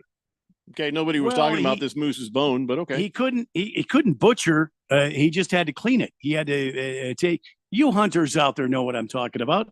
I mean, from the anus all the way up to the throat, you just cut it and then you dig all that stuff out. It's not that big of a deal. Kiss the Cooks thinks he left the moose twig and berries on there. Big George says Survivor Man, a.k.a. Les Stroud, is far superior to Bear Grylls. No. Big George, come on. He's his own camera crew. He doesn't even bring a camera crew. He's his own camera crew. That's true. Yeah, he sets up the camera and he's got to move it around. And I mean, Bear Grylls has done some stuff that, oh my God. He goes in with like absolutely nothing. Slow-Mo Zoe says pickleball was named after some dude's dog. Is that what it was? Pickle. That's what it was. I think you're right. Yeah. No, I think you're right. I think that's right. It was in Portland, and his dog's name was Pickle, and it was he started it in his front yard or his backyard or something in Portland. I wish I didn't know that. because I really didn't care. Oh, don't worry. By tomorrow, you won't. Yeah. In It's not gonna 5 stick. minutes, I won't. This is not going to take That's hold. why it's in called Pickle. He named it after his dog Pickle. That's right. I remember now. My brain refuses to accept this information. I can't name a dog Pickle. No. Well, why wouldn't you name a dog Pickle? Well, I mean, come on. A pickle? Come on. I mean, Cecil. I mean, your dogs are not named Pickle. Why wouldn't you name your dogs Pickle if you think it's such a great name? I'm not trying to fight you about the name Pickle. I'm just saying. Well, I'm not saying you're trying to fight. Maybe, Keon, you named your If you cat. have a green dog, you might as well name him Pickle. No, he's not. There's no green dogs. What's happening here? We What's ask happening? ourselves that most times you talk, Randy. Swazman says naked and afraid is even more off the grid survival stuff. Yeah, I Oh, pass no, on it's that not. one too. That's stupid. All right, guys, 1 hour down, 2 to go. It's the Daily Blender here on 1580, The Fanatic. Did you know one of the best investments you can make? It's in yourself. At My Computer Career, in just a few months, you could start your new career in the high-demand, recession-resistant field of information technology. Isn't it time you invest in you and start a career in networking, cybersecurity, AI, or upskill to boost your current IT career? So, get the ROI you deserve at My Computer Career. No experience necessary. Start now at mycomputercareer.edu. Financial aid is available for qualified students, including the GI Bill. The Valley of the Sun will roar to life this spring. This ought to get pretty wild here. Why is that, you may ask? Because NASCAR is coming to Phoenix, and it's going to be a weekend of good vibes the whole family won't forget. The best-in-class fan experience meets racing's toughest drivers for 3 days of action on and off the track, all surrounded by the beautiful Estrella Mountains. NASCAR weekend at Phoenix Raceway, March 8th through the 10th. Get your tickets now at phoenixraceway.com. Hey, Joe Montana here. Back in my football days, I knew the importance of a strong defense. Now I'm sharing how you can help defend your health against pneumococcal pneumonia, a bacterial lung disease that can be life-threatening. If you're 65 or older or 19 or older with certain chronic conditions like diabetes or asthma, you're at increased risk. Talk to your doctor or pharmacist about vaccination and learn more at knowpneumonia.com. That's KNOW pneumonia.com. Sponsored by Pfizer. Fry's Food Store is having a fun event for the Phoenix NASCAR race this weekend. 5 local families will compete in a race car decorating competition at the Fry's Fan Fest this Friday from 2 to 6 p.m. at the Fry Store on West Camelback Road in Litchfield Park. The winning car will be selected by Daytona 500 winner and Kroger driver Ricky Stenhouse Jr. Everyone's invited. It's free. Meet Ricky Stenhouse Jr., win Fry's gift cards, free samples, food products, and much more. That's this Friday, 2 to 6 p.m. at the Fry's Food Store in Litchfield Park.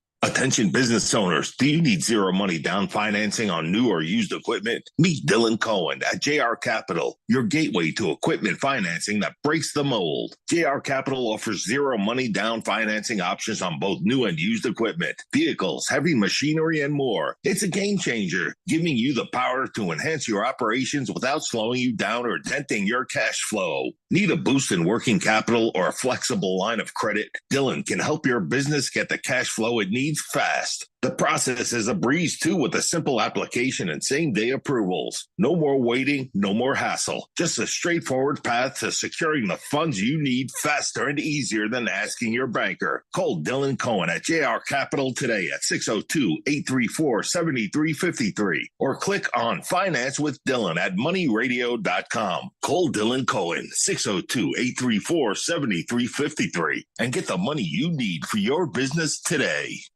KQFN Tempe. Also transmitting on K25CD Phoenix at 99.3 FM. And K24EU Fountain Hills at 95.9 FM. All right, people, settle down because it's time. Time for what? Showtime. When does it start? Right now. 3, 2, 1. Let's get on with the show. Let's do it.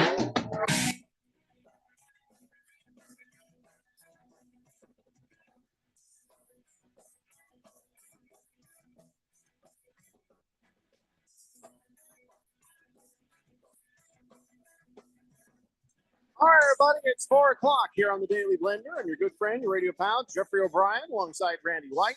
We got Keon Rose in the control room, and you guys are on the Fanatic text line, 888-368-1580. We broadcast live in the Harmon Solar Studios in Scottsdale.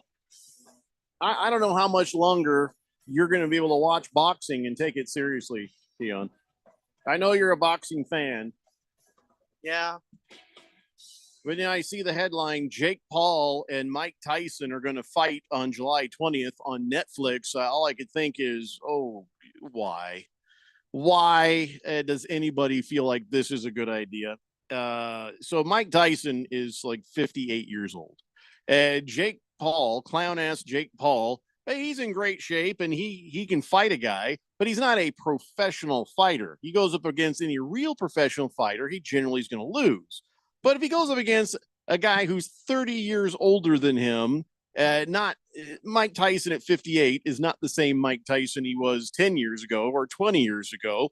I would imagine that Jake Paul will probably be able to beat Mike Tyson at boxing when he's nearly 60 years old.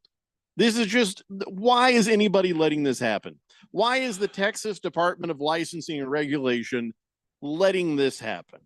This just seems like a bad idea. Because money, because people will look at that spectacle, because to Jake Paul's credit, every time he does fight yet another person he's not qualified to fight, it's somebody who is a big enough name that they can make a payday. I can take boxing plenty seriously because I don't watch whatever clown show it is that he's directing. I'll watch actual boxers, Canelo Alvarez, Terrence Crawford. I'll watch those guys. I'll leave the Jake Paul to people who just, I don't know, want to kill a few hours. It's not good fighting. If it's on Netflix, this isn't pay-per-view then. This is just if you have Netflix, you get to watch this fight. And by the way, I don't remember a time Netflix did a live no, they're trying to get into it right now because Hulu and obviously like Fox is a big part of Hulu. And so like Fox has live sports and Max has live sports. And so all the other streaming services have their sports. And so Netflix is trying to like dip their toe in the pool. I don't think they want to commit to anything long term. So a fight like this is perfect for them because they can just run it. And if it doesn't do well, cool. They didn't really invest a whole lot, so they don't lose a whole lot. The problem about this is it's going to be at AT&T Stadium in Texas. Oh my God. Just does not require that venue for this, but they'll sell tickets. I mean, people like a spectacle, and Mike Tyson fighting Jake Paul. How do you get 70,000 people in Texas Stadium to watch this event? You don't have to get 70,000. You just got to get enough to circle the ring and make it look good on TV. Yeah. And Mike Tyson, maybe this is his karma for the bad things he's done in the past, that he's going to go down in this silliness. You know what I mean? He ain't going to look good. I mean, I know he looked like he was in shape when he fought old Jones back in 2020, but that was a bad fight in shape too. for a 55-year-old. He didn't look like he was in shape to box a guy. And yes, can Mike Tyson punch the hell out of somebody, knock him out right now? A regular person on the street? Yes. But I don't think Mike Tyson is in any condition to be boxing for real. If Mike Tyson thought this was going to even remotely hurt him, he wouldn't do it. And that's plenty of reason not to watch it. Like nobody involved in this fight thinks they're getting hurt. If Jake Paul thought that Mike Tyson could knock his ass out, he wouldn't fight him. So if both guys are fighting each other because they know the other guy can't really hurt him, the hell would you watch the thing for? I hope he does hurt him. I hope he does. It would be hilarious and annoying. No, listen. Listen to my words carefully. I hope he does hurt him. It doesn't matter who. Exactly. But that'll happen on July 20th on Netflix, and I might look at the YouTube video of it the next day, as God intended. I'm not paying any extra money for this. I'm not even turning on Netflix to watch this thing. Yeah, I just can't. I can't be a part of this at all. There are so many fun fighters to watch out there, and people will argue with me till their dying breath that this is something that you can use to get people into boxing.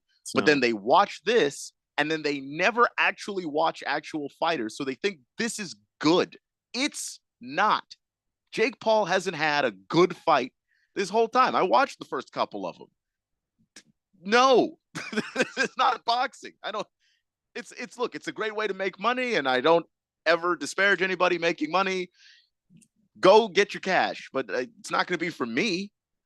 Yeah, it's all it is for Mike Tyson. He's making money. And I bet that there is a gentleman deal that is behind the scenes that happened between Conor McGregor and Floyd Mayweather, where it was like, all right, so here's how this is going to go down. All right, you don't knock me out and you don't do this. Okay, you don't do that. And then we'll just, okay.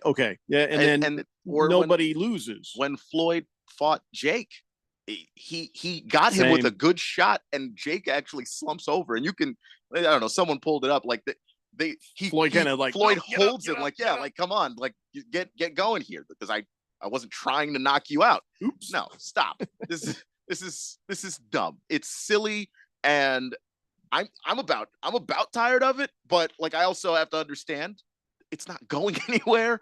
So I live with it, and then me and the apparently actual boxing fans will watch the good fights, and then everybody else can watch whatever this is. The only thing that anybody should watch this for is the hope that Mike Tyson just sort of out of nowhere just decides to hammer him. Just puts him to sleep. I still hammers him like it was.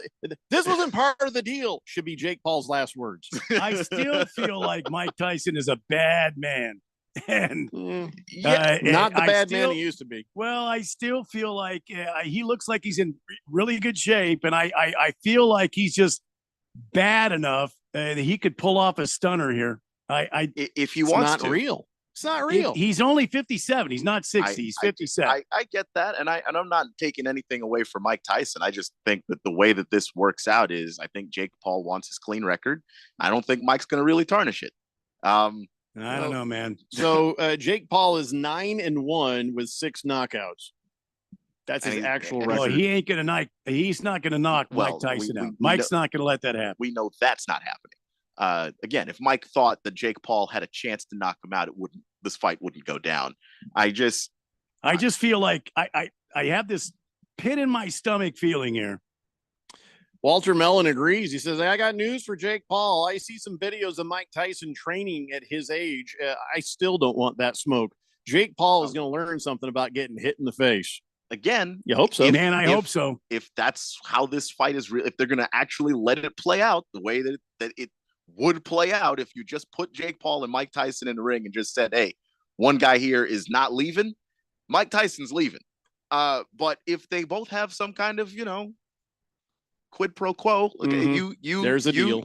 We make the thing look good, but I don't embarrass you. You don't embarrass me. We all walk away with money. And I don't know, and man. It's a tale as old as boxing. So I don't know. I think Jake Paul goes down at least once in this fight. Moist one reminds everyone that Mike Tyson was literally walking with a cane 2 years ago.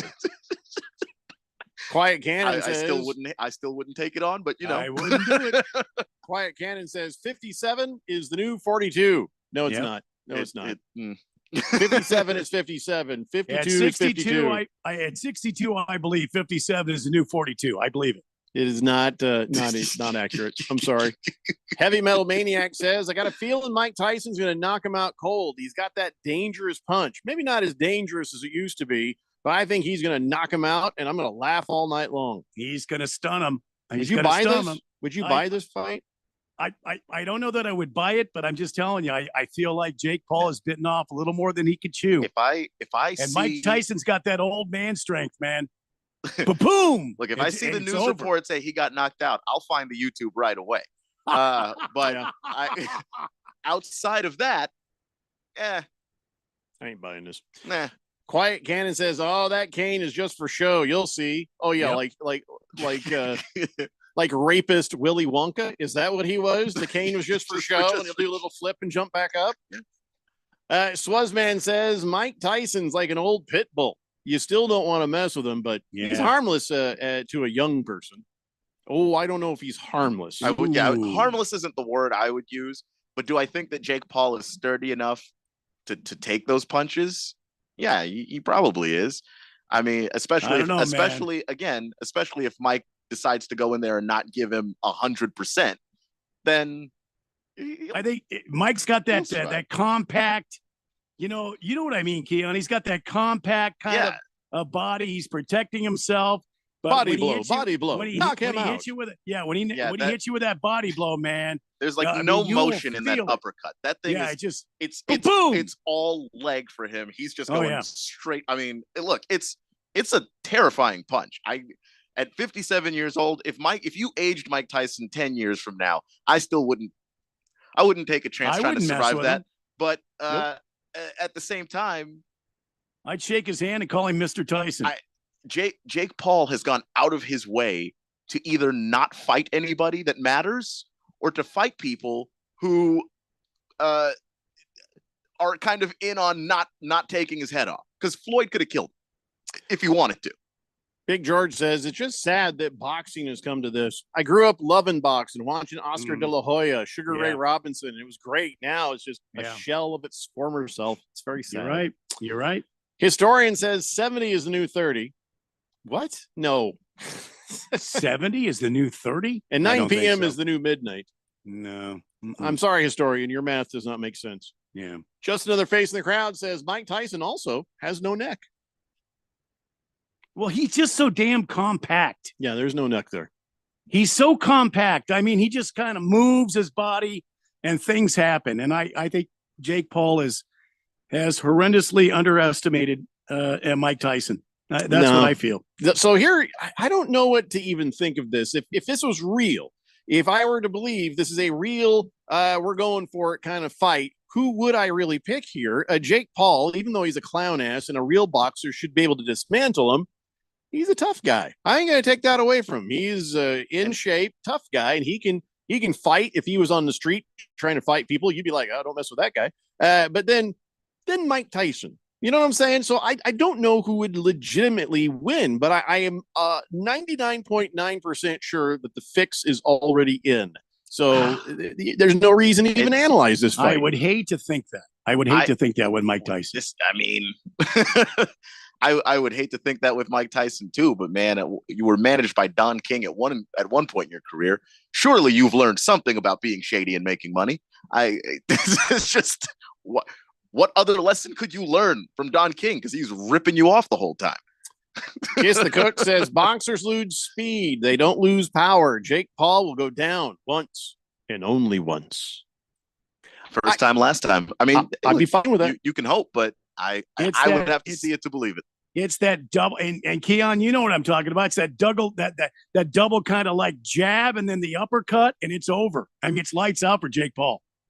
Yeah, that jab ain't Boom. what it used to be, but he'll have that don't power know. punch if he gets a chance with it. I don't know. He's so damn compact. I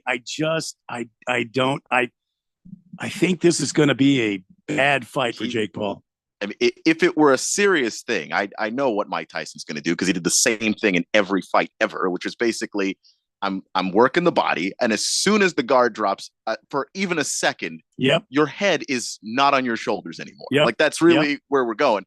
It's that jab and uppercut that just takes your head right off. And I don't, and I think is that I don't know exactly how you fake doing that. Like I don't know how. I don't know if you can, but I just don't know if we're going to see the best of Mike for this. Mike's at 5'10", Jake Paul 6'1". I think he's going to be inside on Jake Paul. He's going to work the body like he always did. And it doesn't go 2 rounds. Doesn't go 2 rounds. Pierre says, oh, hello, Guillaume, Jeffrey, Randy. Jake Paul has nothing on the great French-Canadian boxer David Lamy. He held a middleweight title for quite some time. Jake Paul is a weakling. He could not compete with any of our great boxers here in the Quebec. Jake Paul couldn't compete with actual boxers anywhere on the planet Earth, which is why he never fights them. It's like, he fought some washed up guy the other day that Bleacher Report won't stop putting on my Twitter timeline. Just some guy, and I looked up his record, and he's just an average fighter who's past his prime. And it's the whole list of boxers that he's ever fought is like that. And then anybody that's not that is an MMA fighter who's doing a different sport. Has-beens and never were's. Yeah. Hefty Lefty says, I feel like Tyson's crazy enough to agree to fix the fight behind the scenes, but if he's in a bad mood on fight day, throw that out the window and he just obliterates Jake Paul. Yeah, like if they do the weigh-in and then Jake Paul says, I don't know, because he was saying some pretty awful stuff about Floyd Mayweather, like borderline racist, to be honest. If he crosses that line with Mike, I think that things go out the window at that point, and Jake Paul better look out. Yeah, but it stops being a show at that point. I think that he's smart enough to not get to that point with Mike. We'll see. Hefty Lefty also says, hey, the Suns just officially announced that the Phoenix is hosting the 2027 All-Star Game. Well, they didn't just announce that. Hooray. Because we talked about that like a week ago. Well, we knew it was coming, but I think Okay, it's so it's official official, now. official, They've okay. officially announced it, but hooray. Just don't care. Aren't we happy about that? I don't know. What's to be happy about? I mean, it'll be the economy will get a little something out of it, but the All-Star Game has become just dumb. I don't think anybody is going to care about the All-Star Game. I mean, if it's 2024 and people are just sort of like, this is dumb. Adam Silver, the commissioner, is just like, here's your stupid trophy. This is dumb. He says, then what do you think is going to happen in 3 years? Unless they fix this thing in the next 3 years, who gives a crap that the All-Star Game is coming to Phoenix? And I think Silver's going to try his best. He was so disappointed that it turned out was worse. obvious. It was worse than what he thought it would be. He really thought, look, we put some incentives here and there, and hopefully that'll get guys trying. And Anthony Edwards said it best. I'm on vacation. So like you put the All-Star Game in a glamorous city and then say, hey, try hard at basketball. Yeah. Most of these guys aren't going to do it. That what he said was this close to, honey, I'd be on my break. Yeah, just okay. Just a heartbeat away. Every Adam time you Silver- ever walked into Banana Republic, you'd hear that. And now you got to hear it from a basketball player? Yeah. Adam Silver just hasn't figured out yet. These guys are not paying attention to what he says. Well, he's not trying to necessarily change their minds. He's trying to change the format because he's one of these guys, and like Adam Silver, really, really sharp guy, and like all of the economist people that he's surrounded by will all tell you that incentives are the way that you get people to change things. But sometimes people just don't want to change. That there's just some stuff you can't incentivize. People just don't want to do things differently. So I go back and say, he just hasn't clued in that these guys So- are not going to change their mind yet. I think he's just going to try and tamper with the incentives of war and see how all that you can do. goes. And it won't work. Swazman says, you guys are right. Mike Tyson's uppercut back in the day was vicious. Two guys much bigger than he was. He never lost until Buster Douglas. Bruno Baller says, so Randy thinks that Mike Tyson is going to do a rock'em sock'em robot on Jake Paul. That's what it sounds like. No, he had that. He would work the body, and then he would just come up with that jab, Yeah. that little short jab. That's a and then rock'em he would sock'em come- robot. He would come up with that short jab, and then he would come with that uppercut. Oh, it was devastating, man. The uppercut was Devastating. over, or he would hit you with the uppercut first, which I don't know if he does that. He would do this anymore, but back when he was younger and stronger, that would just blow your guard wide open. Then he'd get you with the jab, then the hook, and that's it. Beer Oh, Bob it's game says, over. Yeah. hopefully by the time the All-Star Game gets to Phoenix, they're going to have it fixed. But knowing the Voldemort-looking Q-tip of a commissioner, it'll probably be winner gets a home court advantage in the finals, and that's it. Yeah, I think you might be right. We got to take a break. When we come back, we're going to learn more about the big event over at Fry's Food Store in Litchfield Park tomorrow. This thing is a lot of fun. Ricky Stenhouse Jr. is going to be out there. It's going from 2 to 6 p.m., but we're going to get all the details when we get back. It's the Daily Blender here on 1580 The Fanatic. Getting quality employees to fill positions in your company is essential, but finding those people can be a major hassle unless you use ZipRecruiter. ZipRecruiter makes finding quality people a breeze. ZipRecruiter's advanced technology identifies candidates with the right skills, sends you great matches, then you can easily invite them to apply. 4 out of 5 employers who post on ZipRecruiter get a quality candidate within the first day. See for yourself. Go to ZipRecruiter.com/free to try ZipRecruiter for free. That's ZipRecruiter.com/free.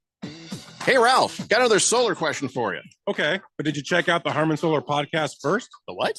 The Harmon Solar podcast. We put new episodes up twice a month that teach you all the things you ever wanted to learn about solar. We discuss things like how solar works, the roofing, sales process, demand management, everything solar. Show like this needs some real smart thinkers, huh? Well, yeah, So you got some really great guests then, huh?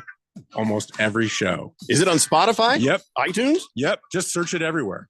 It's the Harmon Solar podcast. Go check it out at harmonsolar.com. What's up, everybody? Nick Costos here, host of You Better You Bet, reminding you to check out the show. Now, why should you check out You Better You Bet? Because we bring you the most fun. We bring you the most insightful, the most entertaining show in the wagertainment world. From up-to-the-minute breakdowns of backdoor covers, bad beats, and the cheers and tears that come alongside them. Plus, you'll get the best betting analysis anywhere from myself, Ken Barkley, and some of the best minds in the sports wagering world. So tune in weekdays, noon to 3 on Arizona sports betting station, 1580 and 99.3, The Fanatic.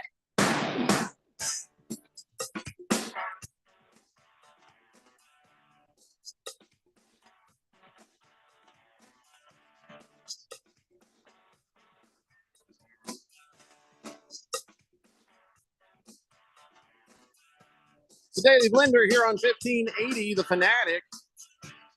All right, so we've been telling you about this cool event over at Fry's Food Store this Friday, which is, by golly, that's tomorrow. It's going from, I believe, 2 to 6 p.m. It's at 13730 West Camelback Road in Litchfield Park. It's the Fry's in Litchfield Park. You know where that's at, on Camelback. Anyways, we've got Tyler Farnes with us to kind of give us all the details on everything that's happening at this event, because it's open to the general public, even though Ricky Stenhouse Jr. is going to be there and there's going to be a contest decorating some cars and stuff, and he's going to pick the winner. It doesn't matter. You show up at this thing and you can be a winner. Tyler, are you there?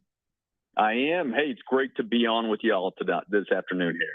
Thanks for joining us. Now, fill us in. Give us all the information about everything that is happening at this great event at Fry's tomorrow. Yeah, you nailed it. And I know this, love being on with Fanatic. I know this is where Arizona race fans reside. I know we all, we were together here back in November at the last race, and I saw all kinds of fans coming on out and chatting with you. We have a similar event. So with the race back in town this weekend, like you said, starting at 2 p.m. all the way through 6 p.m., we're going to be having all kinds of vendors, lots of different swag. If you remember from November, people will leave with a bag full of samples and all kinds of fun things. We'll have music out there. It's just a great time for family to come on down. If you're a race fan, if you're a fan of getting great stuff, you'll be able to come on down. Ricky will be there after practice. So he's up at practice at the track in the early afternoon, and then he'll be there from 5 to 6, signing autographs, taking pictures, and just being there to be able to have a good time with everybody. So with the contest where people are decorating the car, tell us what that looks like. Now, are they out there with are they toilet papering the car? Or are they drawing something on it? I mean, I don't understand how this works. Yeah, so we will have the show car there that you can take pictures in front of and get your kids next to. But we also this year wanted to just engage the community in a fun way. So we know that, just like Ricky has a good team, a good pit crew supporting him during the race, we selected 3 different groups to come on down, and we have 6 foot by 3 foot scaled down models of Ricky's car. So these are just going to be a blank canvas, white car. Okay. And then they all 3 of these groups, much like a reality TV show, they have 60 minutes on the clock to decorate that car with all kinds of paints and decals and different themes. And it should be a rip-roaring time. At the end of that 60 minutes, Ricky's going to judge who he thinks is the winner there. And a lot like the pit crew he has, we know that Kroger or Fry's here supports our community with nutritious food and healthcare resources like the pharmacy and Little Clinic, to keep everyone here in Arizona healthy and living their best life. And that's what, that's the theme of this contest, is this Fry's Freshest Pit Crew competition. It'll be fun for everyone who's coming down. Cheer them on. Let us know which car you think is doing great, and just keep the energy high for everyone there. So Daytona 500 winner and Kroger driver Ricky Stenhouse Jr., he is judge, jury, and prize giver in this event. He's the first and last word on that. So, but the crowd can sort of encourage Ricky in what they think is the best. Absolutely, and we want that. Let him know. Yell loud. We're not going to have the engines roaring like they will on Saturday and Sunday, but yell loud. Let Ricky know which of these teams. They're all going to be great, and all 3 of them will walk away with something fun. But it's not just the people who are decorating those cars. We're going to be giving away all kinds of Fry's gift cards, lots of other prizes during the event, and that's only going to be won by people who are there in person. So we want people down there participating, encouraging, seeing all the different vendors. I mean, even the Oscar Mayer Wienermobile is going to be down there. So if you've always wanted a weenie whistle, come on down and pick that up as well. Well, I know that we've got several listeners who are going to want a weenie whistle. I mean, who doesn't? But this is all happening tomorrow from 2 to 6 p.m. at 13730 West Camelback Road in Litchfield Park. It's the Fry's in Litchfield Park on Camelback. You know where that is. Anyway, so this is happening from 2 to 6. Ricky Stenhouse Jr. shows up after practice, and you get to judge the event. I think this is going to be a whole lot of fun. So everybody, get off work early, head on over there, and have a good old time. And as in November, like you mentioned, Tyler, I mean, I walked away with a bag full of goodies. I mean, and we found our new bread. I mean, there was a bread company that was there that had that gut bread. Well, now we buy that all the time at Fry's. So you could find some samples here that change the way you eat. So all sorts of good stuff that you're going to walk away from with this thing. So, and by the way, I'm still eating them drumsticks, Tyler. Good.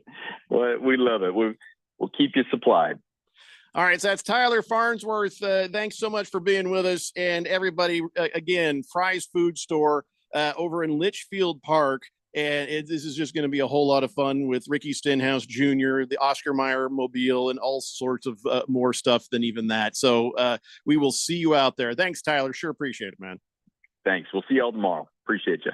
All right. So, guys, when you get off work or just get off work early, get over there and have yourselves a good time. That's what I think would be like a big draw.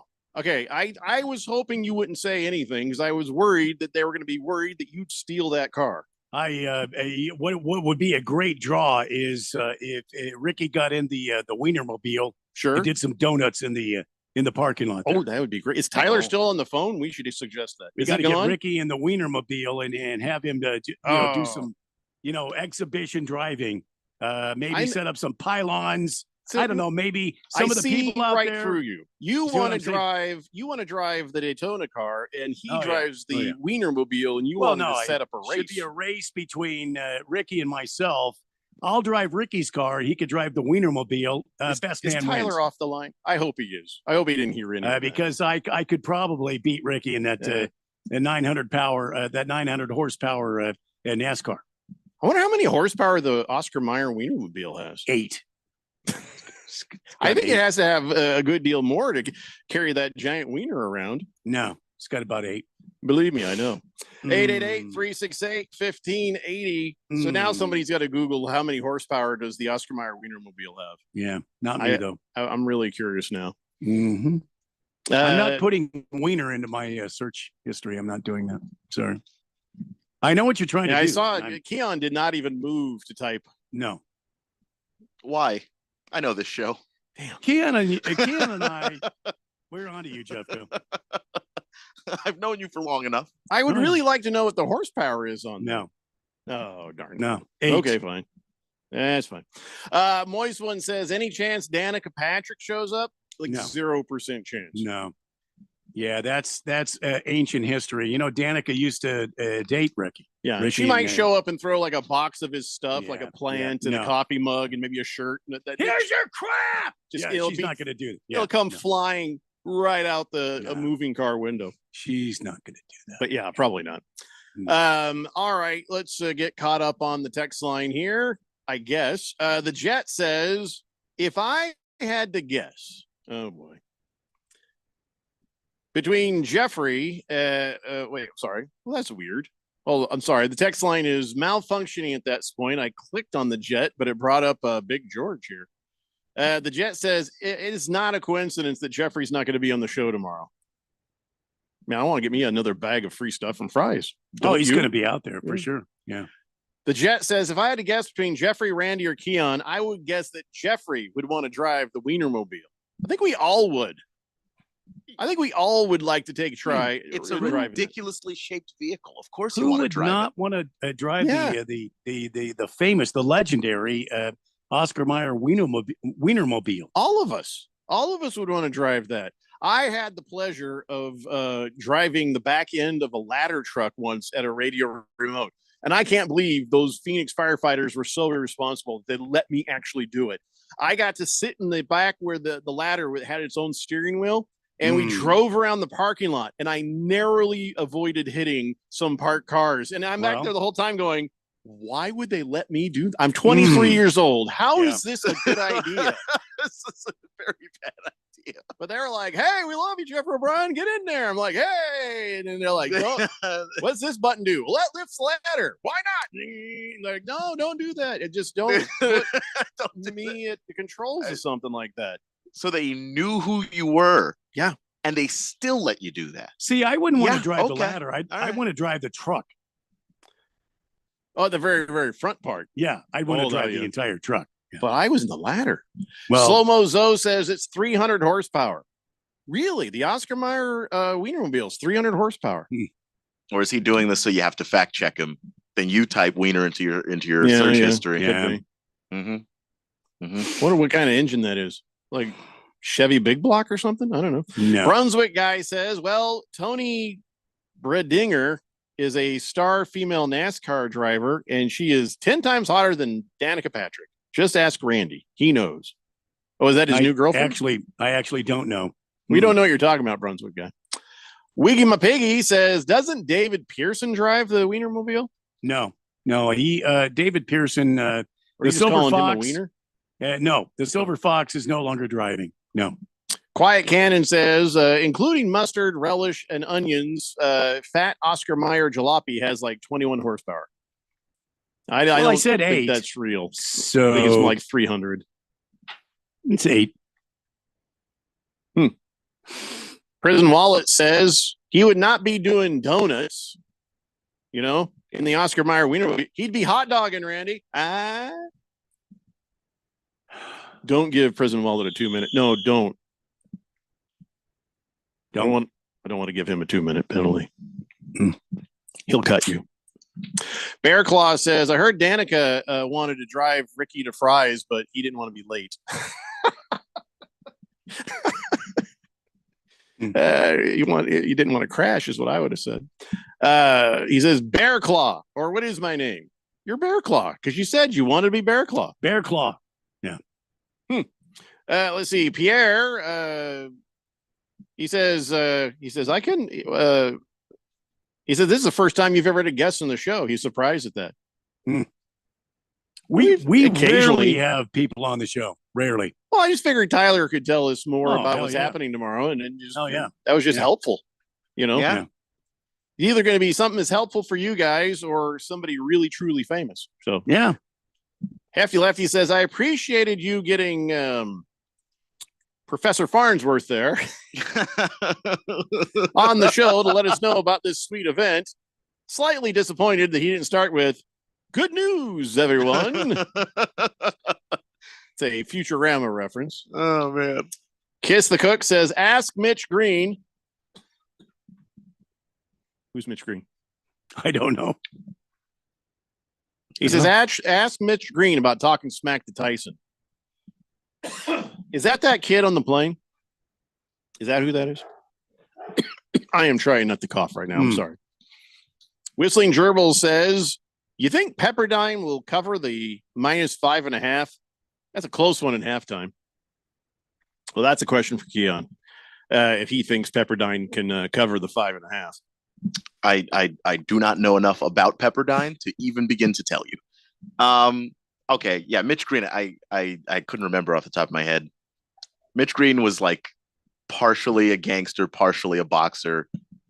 Talked all of this crap to Tyson, and well, it did not end well for Mitch. Tyson took his head off. I mean, basically, yeah. Just it's one of those where it's just like, why did they even? He didn't have a good enough record to really even be in the ring with Tyson.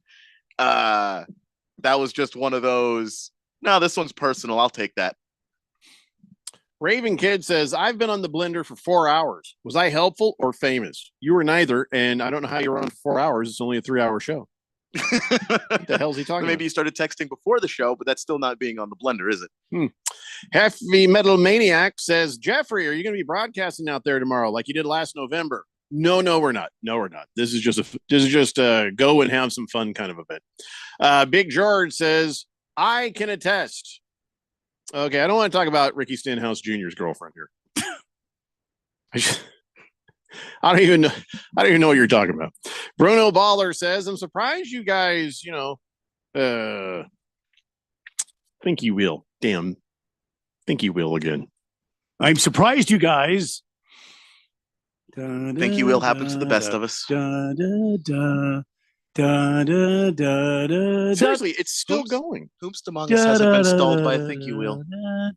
Oh, he says he's surprised we don't do a show out there like we did in November. Well, the reason is it might be 80 degrees. Great if you're showing up, just kind of checking stuff out and do it. Not great to be sitting there, with the sun beating down on you and equipment. Oh, and with radio equipment in 80 degrees does not go well generally for the equipment. Well, I mean, tomorrow is not supposed to be 80 degrees. It's 71 tomorrow. Oh, well, earlier in the week it said that. That's why. So that's even better. 70 degrees at this event. Even more reason to go hang out at the Fry's in Litchfield Park. Yeah. Why are people just shouting out weird things? Wiggy My Piggy says Alan Kubicki was driving it. Yeah, we wouldn't know which way he was going. Yeah, he was famous for having when he would win, he would do the what he called the quote unquote Polish victor's lap. He would go backwards on the race course. And he was Polish, so he could say that. Slow-Mo Zo says the Wienermobiles you see on the road today are powered by the Vortec V8 6-liter 300 horsepower engine. Well, that's very good information, Slow-Mo Zo. But the one that's over there tomorrow is only 8 horsepower. That means that my man truck could beat it because I got over 400 horsepower. Oh yeah, so I could race the Wienermobile. Brunswick guy says surprise Randy doesn't know about her. Okay, I don't want to talk about the dude's girlfriend. I don't think she's his girlfriend. I think she's another NASCAR driver that people are like, she's hotter than Danica. That's what they're saying.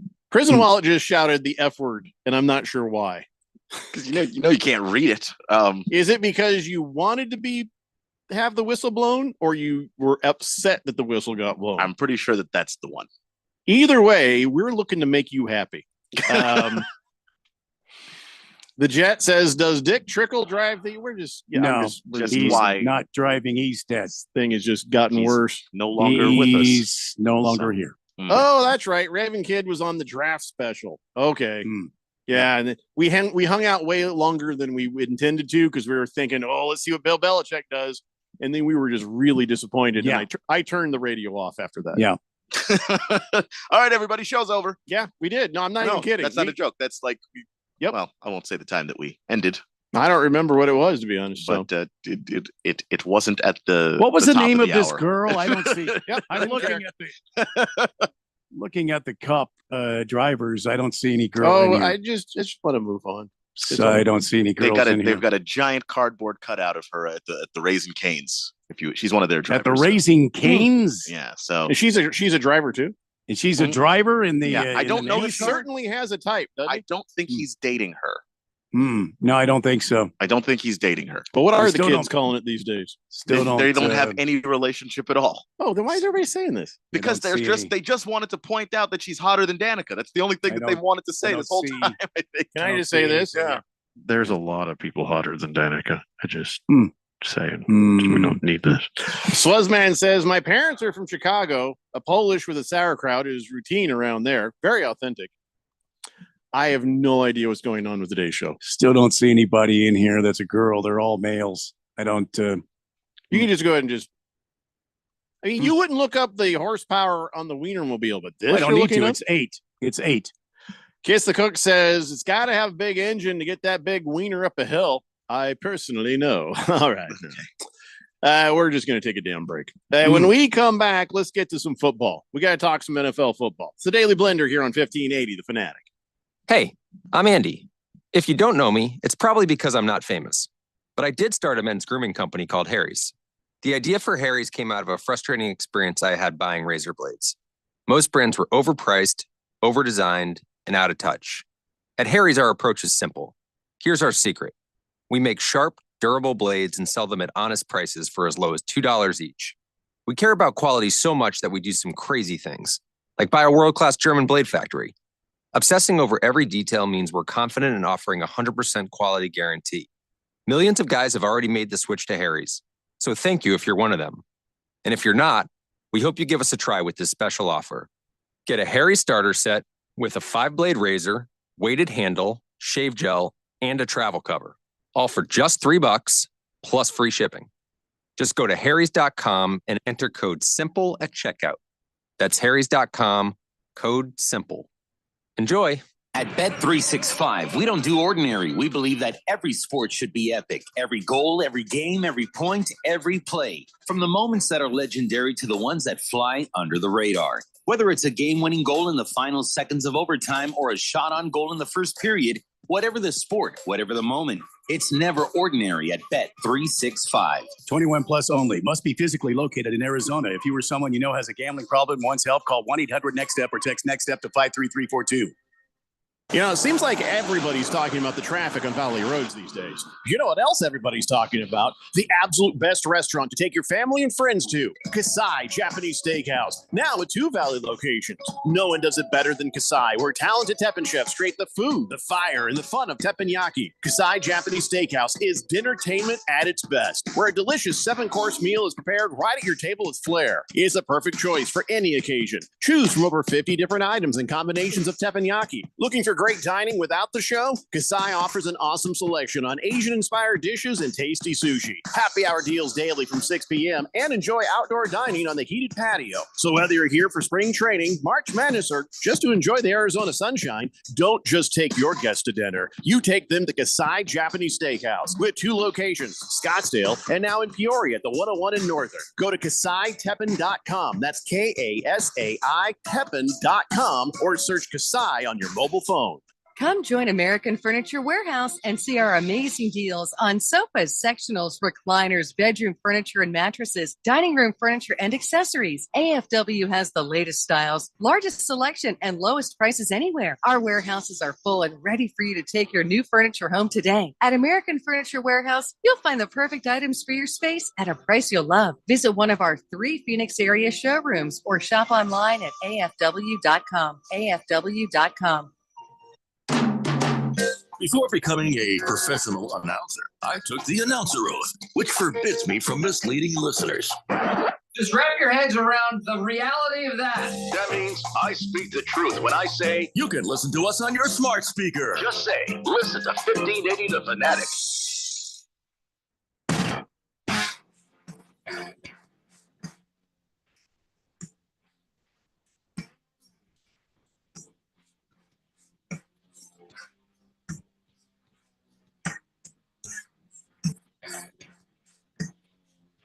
Dave Blender here on 1580 The Fanatic.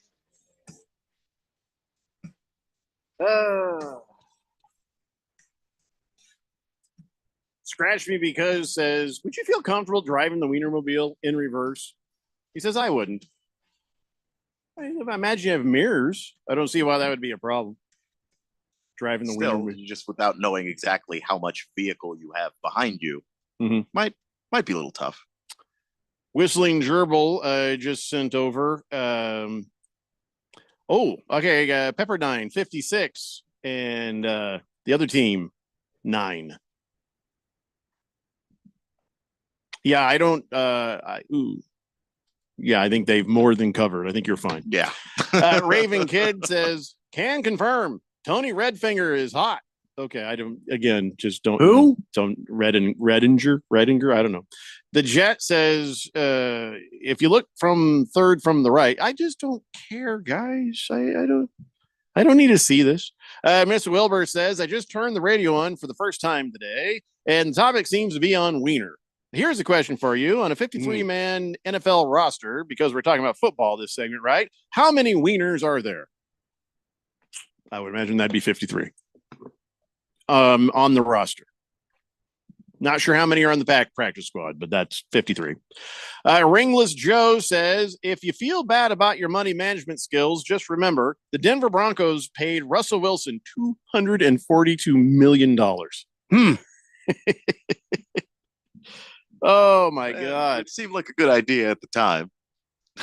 My son is a Denver Broncos fan, and I brought that up to him, and he's like, "It's not my money." You know what? That is just about the most freeing thought process I've ever seen from a 15-year-old. Not my money. I don't care.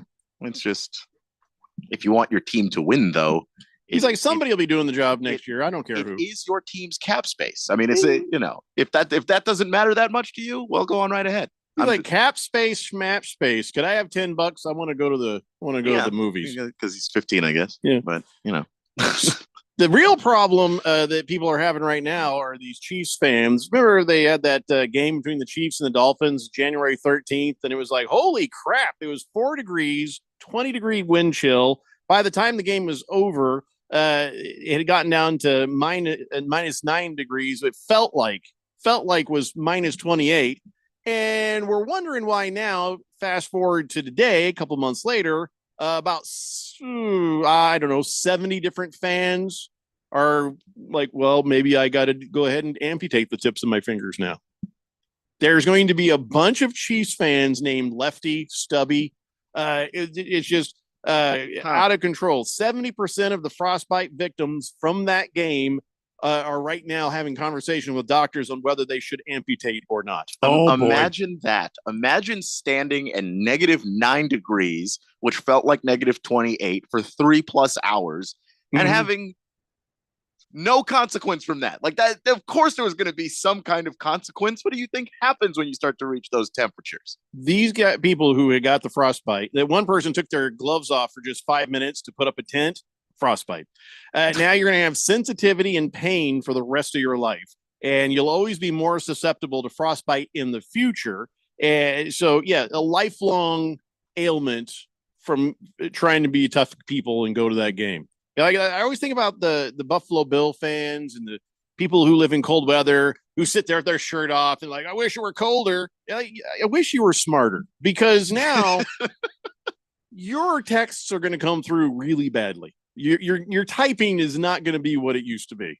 And, you're going to, if you have fingers at all, it's just, that's true. I mean, when you see the temperatures like that, I don't even care if I had tickets. I'd be like, guess I'll be watching from the hotel. I ain't going to this.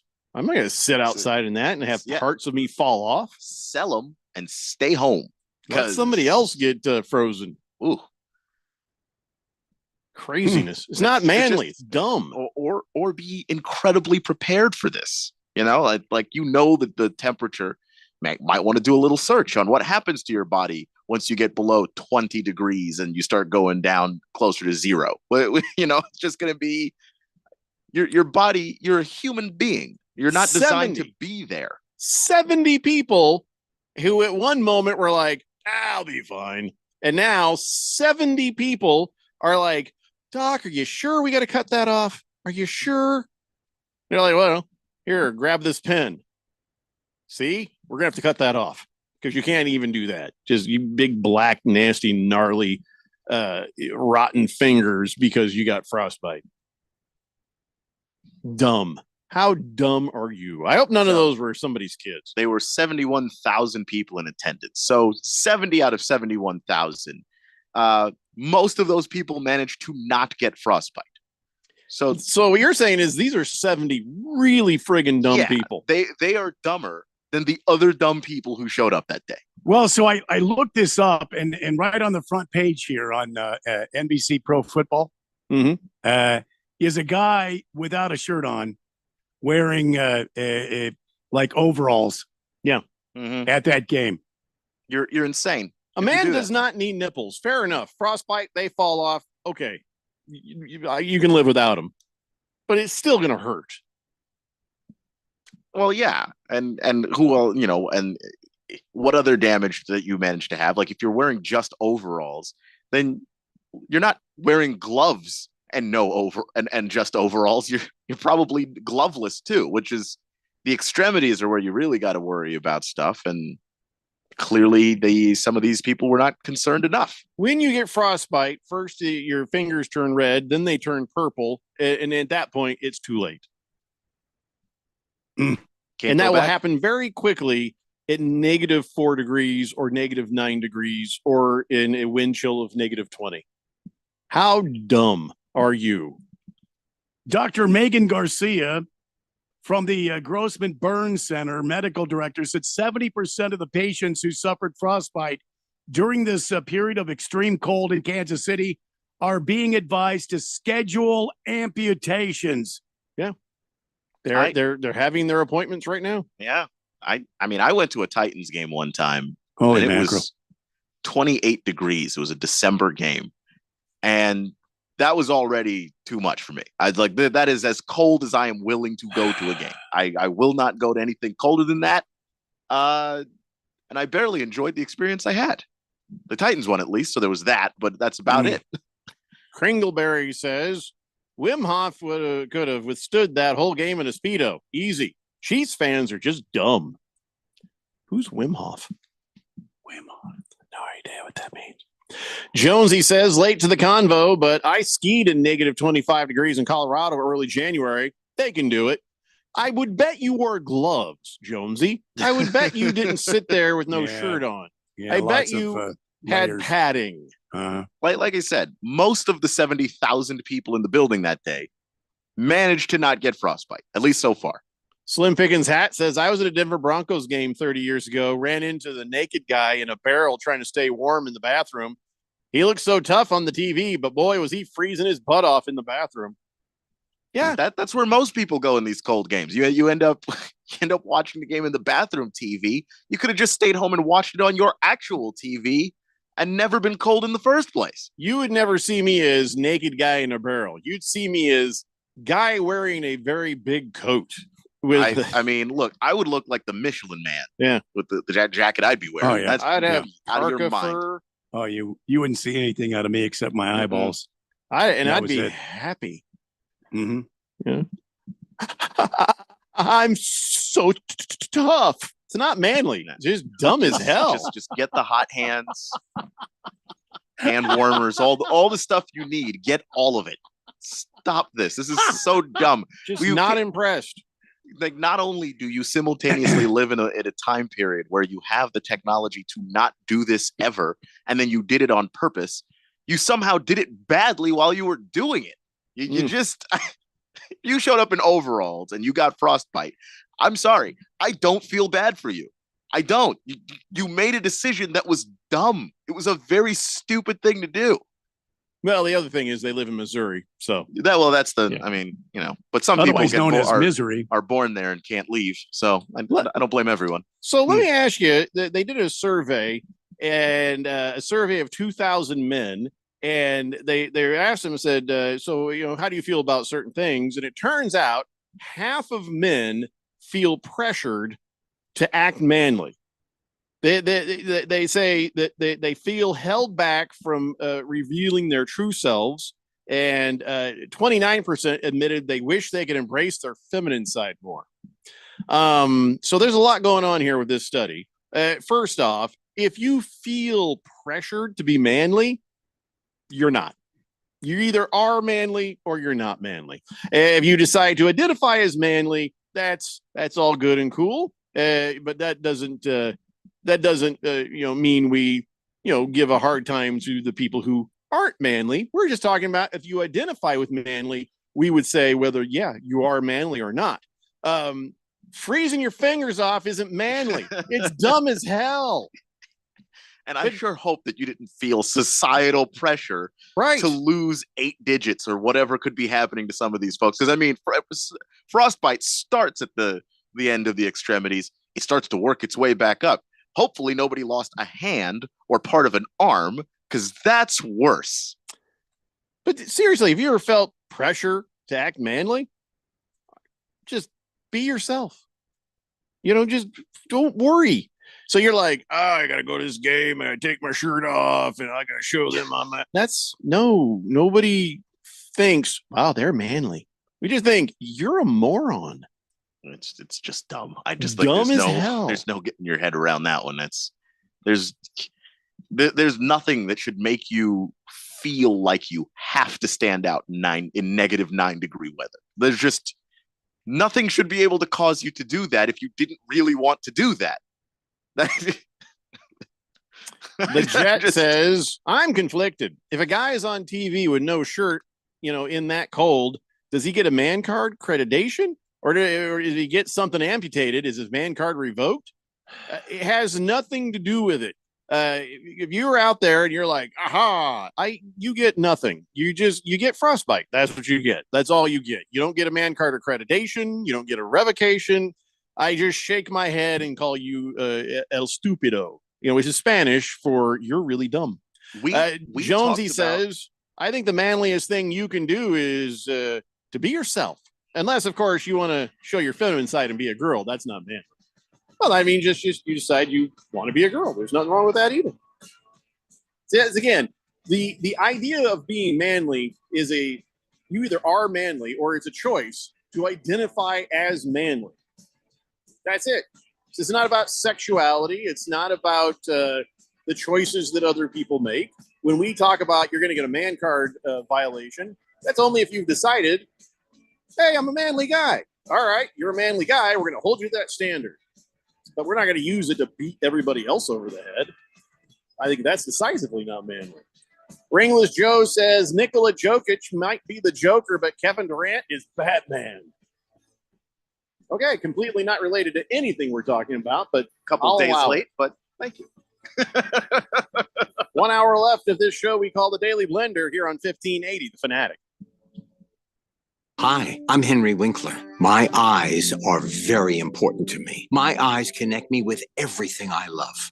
I loved my late father-in-law dearly. He always lit up a room, but his vision dimmed with age. He had age-related macular degeneration, or AMD. And since partnering with Apellis, I've learned there's an advanced form of dry AMD called geographic atrophy, or GA. His struggle with vision loss made me want to help others know about GA's warning signs. For some, colors appear dull or washed out. For others, hazy or blurred vision make it hard to see details, like fine print on price tags. Many have trouble seeing in the dark, making driving at night difficult. GA gets worse over time and cannot be reversed. If you think you have GA, don't wait. Treatments are available. Ask a retina specialist about FDA-approved treatments for GA and go to GAWon'tWait.com. At Bet365, we don't do ordinary. We believe that every sport should be epic. Every touchdown, every game, every point, every play. From the moments that are legendary to the ones that fly under the radar. See for yourself when you sign up today and you'll get $150 in bonus bets when you bet just $5. Whatever the sport, whatever the moment, it's never ordinary at Bet365. 21 plus only. Must be physically located in Arizona. If you or someone you know has a gambling problem, wants help, call 1-800-NEXT-STEP or text NEXT STEP to 53342. Terms and conditions apply. All right, so there we were, cruising through the new open-air zoo when I realized that the park was closing in like 15 minutes. That's when the afternoon took an exciting turn. Luckily, we were in my Nissan Rogue. With its powerful DC turbo engine, well, we had more than enough time to see all the animals. Whoa! And outrun a few! Drive the Nissan Rogue. Now get the 2023 Nissan Rogue with best-in-class fuel economy among gas engines. Availability is limited. Shop at your local Nissan store or at nissanusa.com. Auto Pacific segmentation, excluding hybrids and electric vehicles. 2023 EPA fuel economy estimates from 28 city 34 highway to 30 city 37 highway for 2023 Nissan Rogue. As shown, Nissan Rogue Platinum all-wheel drive, 28 city 34 highway. Actual mileage may vary. I'm an Arizona truck driver. I deliver food, medicine, supplies, and hope. And during times of crisis, I support our communities. But every day I see people putting lives and families at risk. Distracted driving is deadly, period. Be aware, be safe, and visit sharetheroadaz.com and find tips on how to drive safely around trucks. This message is sponsored by the Arizona Trucking Association Foundation. KQFN Tempe. Also transmitting on K25CD Phoenix at 99.3 FM. And K24EU Fountain Hills at 95.9 FM. It's time for the third hour. All right, people, settle down because it's time. For what? Showtime. When does it start? Right now. 3, 2, What? Let's get on with the show. Let's do it.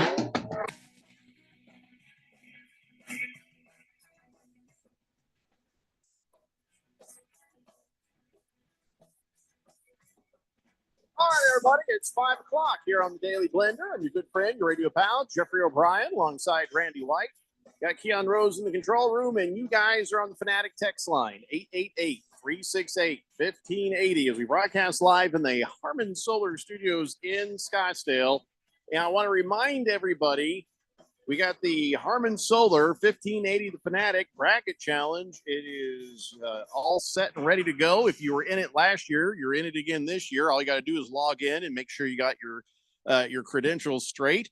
But you go to 1580thefanatic.com. We got a link for it right there. Of course, the password to get in there is also there for you as well. You win $1,580 from our friends at Harmon Solar for a first place bracket.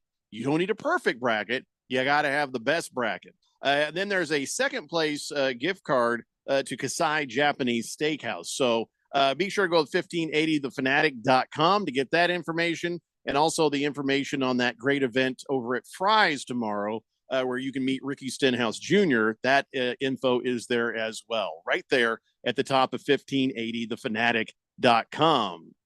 Now, Kyle G says, well, this brings to light the man card paradox. Those who must desire the man card do not meet its standards. Those who most deserve it have neither the need nor the desire for it. Basically, wear gloves and a jacket, dumbasses. Well I said, appreciate the sentiment, but it's not necessarily altogether true. You know, you can have a man card and, you know, hey, I'm happy I've got my man card, and I try to do things in a manly and correct way. And so, you know, desiring that your man card is intact doesn't mean you don't meet the standards. It just, you know, sometimes people fall short of the glory of the man card. I can't think of a time in my life when I had to prove my manhood. You have, you just didn't realize it. Well, I can't think of a time where I had to go to inclement weather and take off my clothes and march around and parade around like I'm some sort of a, caveman to prove that I was manly. Yeah. Anytime somebody was like, hey, let's do this. And I'm like, no. And they go, wuss. I'm like, no, moron. There's no need. There's no need to prove nothing. You just got to prove it to yourself. Just be the best version of you can be. And if you identify as manly, be the best manly man you can be. Right? I feel bad for these people that went to this game and now they're facing amputations of digits from their body. I don't mind it. Fingers. No, because there's some people who are real stupid that will not be able to flip you off in traffic now. Well, if I could, I would, jackass. Right. You see that sort of thing. This little wooden digit sticking up. You're like, you're one of them. Scoozer says Wim Hof, known as the Iceman, the Dutch motivational speaker and extreme athlete, noted for his ability to withstand low temperatures. Dude's weird. Gotcha. Scoozer, that very well done though, man. He just pulled that fact right there. Yeah. Listen, I want to talk about something else. You ever watch the Good Morning Football on the NFL Network? No. A couple of times. What do you think of that? It's an all right show. Yeah. They cover all the news stories of the day. So if you're really just kind of on autopilot, they fill you in. They have some pretty good interviews. Yeah, I've never really watched much of it because it's on before I'm paying attention to a television.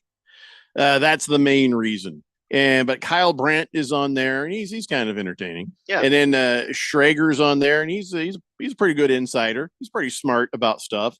And then some of the other people that have been on there have been pretty good too. Isn't that where Nate Burleson came from? Yeah, and I think he's still on there sometimes. They have some pretty good talent there. Well, out of nowhere, they've announced they're moving to Los Angeles. They're moving to the whole production to Los Angeles. So like, we're going to be off for a month. They're starting March 29th. Well, actually, it might be 2 months. No, actually, it might be preseason. Well, actually, it might be September. We might not be back for 3 or 4 months. Wow.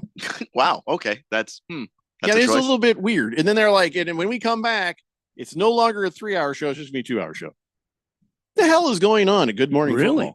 Football? I mean, that probably just means that NFL Network is shaking stuff up, and I don't know what the move to LA means. Maybe NFL Network is going under. Maybe they're going bankrupt. I mean, Well, I it's, doubt that it's owned by the NFL. It's a little known fact that the NFL is strapped for money. Well, yeah, they are firing people. At first they gave Yeah. everybody an opportunity to buy out, and I think like Right. 20 people or something. I don't know how many Right. people did. Yeah. And so now they got to fire like 200 people. And I don't know why they feel like they need to, but they just do. So maybe the Good Morning Football, maybe they're trying to shake some people. They're like, I don't want to move to LA. Well, I guess that's the show. I mean, seems like there's easier ways of doing business. Yeah, cut the fat out. You see what I'm saying? They're trying to cut the fat out. Well, that'd be Schrager. So, I don't know. I don't know. Don't why. they have those crazy twins on there too? The McCourties? That's it. The McCourties. Kind of weird twins. You don't know which one you're talking to. Yeah, I don't think that they're on Good Morning Football though. I think they are NFL Network guys, but I don't know. I don't think they're on Good Morning Thought Football. they were. Anyway, proceed. Sorry. Yeah, I don't know. So, anyways, that's happening. I just want to know if anybody is there something wrong with the show? Is the show gotten bad or something? Did they feel like they're doing something? Not really. I mean, I Why don't watch move? it religiously. I just check in from time to time, but it seems like they more or less do the same show every day. So I don't think it's gotten bad at all. Well, it's the especially same in the show. off season. It's the off season. It's kind of like the MLB Network. They do the hot stove every day, and they Yeah. talk about virtually the same thing over and over. Their ratings are good. Everybody seems to enjoy the show. That's why I was asking if anybody's been watching. Maybe it's gotten bad, but everybody says no. Everything's fine. Everybody's happy with it, and it's been on the air since 2017. Well, just like the Fanatic, and they said yeah. In fact, the ratings were great this year. I am just not really sure what's happening here. Are they trying to shake loose a couple of the talent? So they're like, yeah, I don't want to move to LA. Well, okay, I guess we'll part ways. So they don't have to pay their contracts. So they bring in somebody else. Why would you move from New York to LA? I just don't understand It's that. sunnier. How does that no help? Snow. But how's that help a production? Sunshine and the ocean there, and You're going to get maybe more interviews because there's more teams on the West Coast. I don't know. Well, whatever the case, enjoy it while you can, because as of March 29th, it's going dark for a while. Now they're going to create some sort of 2-hour sort of interim show that will be, football stuff, but it won't be this show. So I have no idea what's happening. This is just very, when you have a successful show, this kind of thing is really weird. When you Maybe have a they'll, show that's deteriorated, you cancel it. And you're like, okay, well, it ran its course. But it doesn't seem like that's what happened here. No, maybe they'll get Chris Rose in there, and he'll do something. He'll probably anchor some sort of interim show. Well, whoever it is, that's what you get this summer. So this doesn't, I mean, to take it, Radio Ron doesn't like it when we're off the air for very long. He hates March Madness. He hates that when we're off. Sure you want to say all this out loud? No, I'm just saying. Well, so as long as you don't get smug about it, it's all good. If it's a good show, he does. You don't want to take it off the air, and so the NFL Network has a ratings successful show, and then they are purposely taking it off the air, not for 2 weeks. No, but we're talking for 4, maybe 5 months. Well, everybody's got to move. They've got to find their They don't their new have homes. to do this. They got to build a new studio. None of this has to happen. You could build the new studio, and the over the lights, weekend, everybody flies to the next they studio and build picks it up the, right where they left off. build a new set. And even you if got to they move were- all the gear. But if they were all doing of that all can of be done without having to they've got cancel the show for the summer. semi trucks and helicopters and things like that. They've got an interim show Steel hosted workers. by different people. Why not have an interim show that's maybe a scaled down version of Good Morning Football that's hosted by these people? Pull the plug says New York to Los Angeles to live with all the homeless. Well, you don't think there's homeless in New York? Have you not been there? Yeah, no, I got family in New York. Let me just tell you something. There's homeless in both places, but at LA, you got to give them credit. They at least smell a little better. A little better. Well, the rats are not quite as big. Heavy Metal Maniac. Well, all the rats do yoga, so there's certain periods of time where that's true. they're all very zen. Yeah. Heavy Metal Maniac says, "Why would they move their operations to L.A.? Who in the world would want to live in that cesspool, California? And it's about to fall in the ocean soon anyway." No, I understand Heavy Metal Maniac. And also for the kinds of money that's being thrown around with some of these folks, and you work for the NFL Network. I don't know this, but I hear it's a very nice paycheck. The cesspool part of California, you'll never see it. But everybody is leaving California. Business is leaving California. Yeah, but a lot of production companies are going to California. It's still seen as a media center. Good Cat says, guys, howdy from frigid northern Colorado. Oh, guys. Colorado. Ooh. Ringless Joe says, living in New York sounds like a nightmare. Your two football teams are the Giants and the Jets. You could turn on a TV and watch other football, but I understand what you're saying. Yeah. Scratch Me Because says, can Radio Ron move Ralph's show to Los Angeles in the hopes that maybe he quits? He says Neil can stay, though. Neil can stay. Damn. The Weekend Warrior, and it's just Neil. Just Neil. Talking about accounting or whatever it is he does. I don't know what he does. Is he accountant? I think that's what he does. Anyway, Good Morning Football is going to be Goodbye Football over the summer. So I guess we'll see what happens. There's something else going on. Something's very odd about that. Yeah. Something else is going on there. People thought there was something else going on there when they saw Matt LaFleur and Matt Eberflus, the Bears coach and the Packers coach, sitting courtside together watching a basketball game. Well, they're friends, aren't they? I mean, they've crossed paths before, right? I don't know. It's kind of weird. Isn't it tampering? I don't know. No. UConn and Marquette were playing, and so they're sitting there watching the game, and they're sitting there, and they're doing one of those things where they're like covering their mouth and like, that's weird. Neither of them are wearing team apparel, so I don't know who they were rooting for.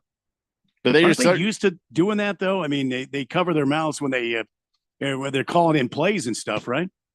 Yeah, I mean, I don't know who's lip reading them at the Marquette game, but who knows? I mean, there could be lip readers. I mean, Bill Belichick is not doing anything right now. I think he could be out there. I think Eberflus was like, "Here, I'll just even put the thing up."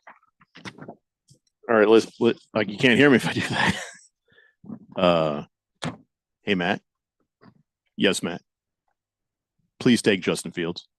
No, Matt. Please. I got Jordan Love. Please. Yeah, but I don't think that's tampering. You can talk about a trade right now, but yeah. No, Cecil says no.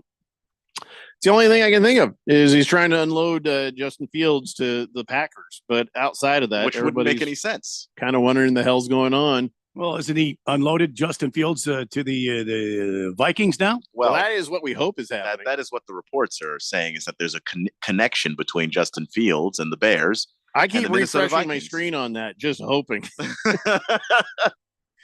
Because that would just be Christmas if the Vikings took Justin Fields. I like Justin Fields, but I know Donnie would lose his mind.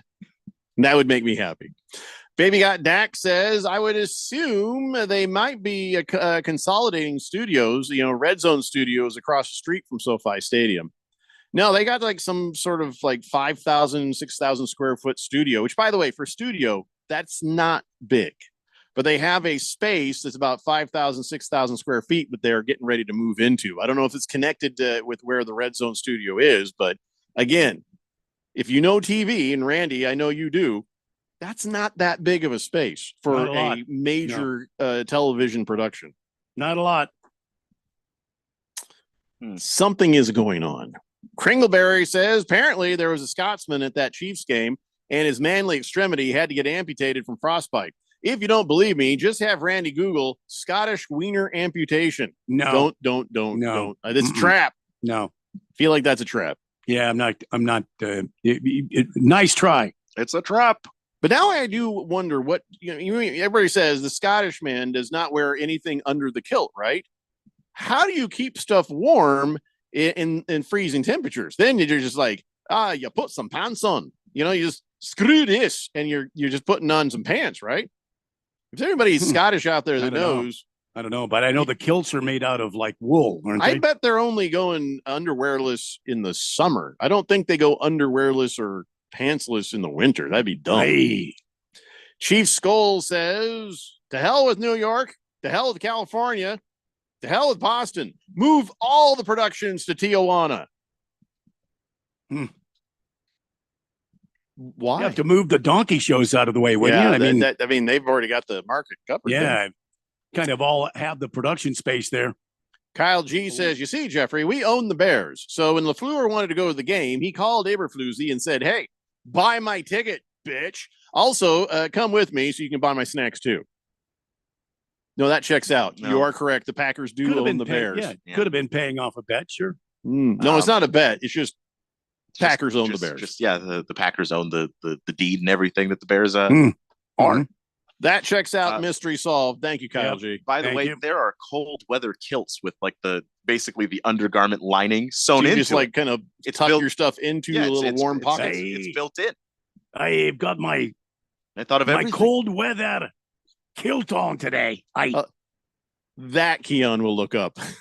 Just warm weather kilt. I can't get in trouble for that. I just search what do Scots wear in winter. These socks are dirty. Jonesy says, could it be that unfortunately New York is just kind of gross now? Now it's been that way since always. No. He says, I was in the city about a year ago, saw rats everywhere. No, I think the rats are bigger than they used to be. But no, there have always been well rats. Fed. Yeah. New York has always smelled like that. New York has always looked like that. It's not new. My grandma's lived there since the 90s. And every time I visit her, it's the same New York. Mm-hmm. And it smells very much same like smell the same. too. Oh, my God. Because they've never cleaned it. No. Scratch Me Because says, I read that Bill Belichick was starting a video surveillance firm after his coaching days. Well, he does have experience in that. Mm-hmm. That would make sense. That is true. Ringless Joe says, the Packers might own the Bears, but the Lions are going to be winners of the NFC North next season. Don't stop believing, Ringless Joe. Don't stop believing.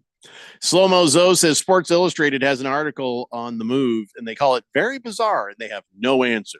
Well, that was written by AI, so it's got to be true. Yeah, but I checked The Athletic. They don't have any answers either. Oh, those guys are boneheads, too. Good Cat says, Keon, would you be okay if Fields went to the Commandos?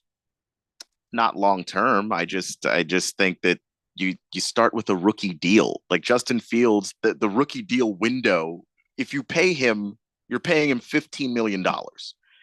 Now, if you're a team that can't really compete right now, should you be paying anybody $15 million to play quarterback? I don't think that's smart. I just don't. We got to take a break. When we come back, let's talk about if Randy likes or dislikes the fact that the Cardinals put a $1.12 million tender on Dortch. That's right. Wide receiver Greg Dortch has now got a tendered exclusive rights-free situation. So let's come back. We will talk about that and some other disturbing things. It's the Daily Blender here on 1580 The Fanatic. This is Brent Musburger's Action Update on 1580 and 99.3 The Fanatic. Get insights into the sports betting market with VSiN's betting splits. See where the money is and keep updated on how the market is reacting. Only at VSIN.com. Now, here are the latest lines from my guys in the desert. The 2024 NBA Finals, the best betting matchup is the Boston Celtics taking on the Denver Nuggets. The Nuggets are the defending NBA champs. Celtics have the best record in the NBA. Get that at plus 430. The Celtics taking on the LA Clippers plus 500. The Milwaukee Bucks against the Denver Nuggets is plus 1,000. The Bucks against the Clippers plus 1,300. The Celtics against the young Oklahoma City Thunder plus 1,300. And the Celtics against the Phoenix Suns plus 1,600. Boston's the betting favorite to win the title and plus 210. I'm Tony Desiri with your VSiN Action Update on 1580 and 99.3 The Fanatic. Did you know one of the best investments you can make? It's in yourself. At My Computer Career, in just a few months, you could start your new career in the high-demand, recession-resistant field of information technology. Isn't it time you invest in you and start a career in networking, cybersecurity, AI, or upskill to boost your current IT career? So, get the ROI you deserve at My Computer Career. No experience necessary. Start now at mycomputercareer.edu. Financial aid is available for qualified students, including the GI Bill. You know, it seems like everybody's talking about the traffic on Valley Roads these days. You know what else everybody's talking about? The absolute best restaurant to take your family and friends to, Kasai Japanese Steakhouse. Now with 2 Valley locations. No one does it better than Kasai, where talented Teppanyaki chefs create the food, the fire, and the fun of teppanyaki. Kasai Japanese Steakhouse is dinnertainment at its best, where a delicious 7-course meal is prepared right at your table with flair. It's a perfect choice for any occasion. Choose from over 50 different items and combinations of teppanyaki. Looking for great dining without the show? Kasai offers an awesome selection on Asian-inspired dishes and tasty sushi. Happy hour deals daily from 6 p.m. and enjoy outdoor dining on the heated patio. So whether you're here for spring training, March Madness, or just to enjoy the Arizona sunshine, don't just take your guests to dinner. You take them to Kasai Japanese Steakhouse with 2 locations, Scottsdale and now in Peoria at the 101 in Northern. Go to KasaiTeppen.com. That's Kasai Teppen.com, or search Kasai on your mobile phone. When it comes to covering the high school sports scene in Arizona, AZ Preps 365 has all the answers. Every Saturday morning from 8 until 10, they break down games, interview the newsmakers, talk with coaches from around the state, and stay up to date with what's happening with prep athletes and breaking news from the Arizona prep scene. It's AZ Preps 365, 8 till 10 Saturday mornings on 1580 and 99.3 The Fanatic, and always on at 1580thefanatic.com. Life is full of bright moments, but sometimes those moments can seem too far away. Trained and caring crisis specialists in Arizona can assist you with any situation, big or small. Free and confidential help is only one text away, day or night. Text the word HOPE to 4HOPE. That's HOPE to 44673. These moments matter, and so do you. This message is sponsored by Solari Crisis and Human Services. The Fanatic is your home for NCAA men's basketball. Thursday night, it's a Pac-12 showdown when the University of Arizona travels to California to take on UCLA. Tip time is 7:15. Then Saturday night, GCU faces off against Cal Baptist, live from Riverside at 6 p.m. Tune in for all the drama, action, excitement. You can feel the madness of college basketball. 1580 and 99.3 The Fanatic, Arizona's home for March Madness.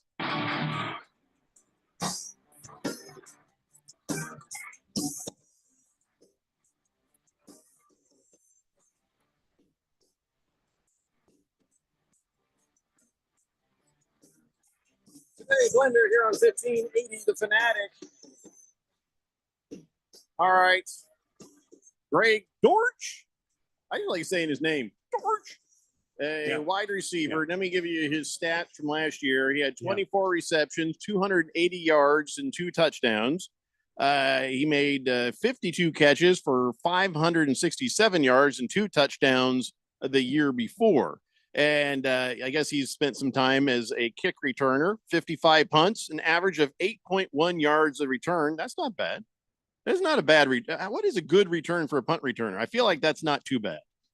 Yeah, he's returned 28 kickoffs for 20.6 yards per return average, which is not great if you grab it in the end zone and only get to the 20 when you could have just downed it and got to the 25. So, all right. So they have tendered an exclusive right on Dortch.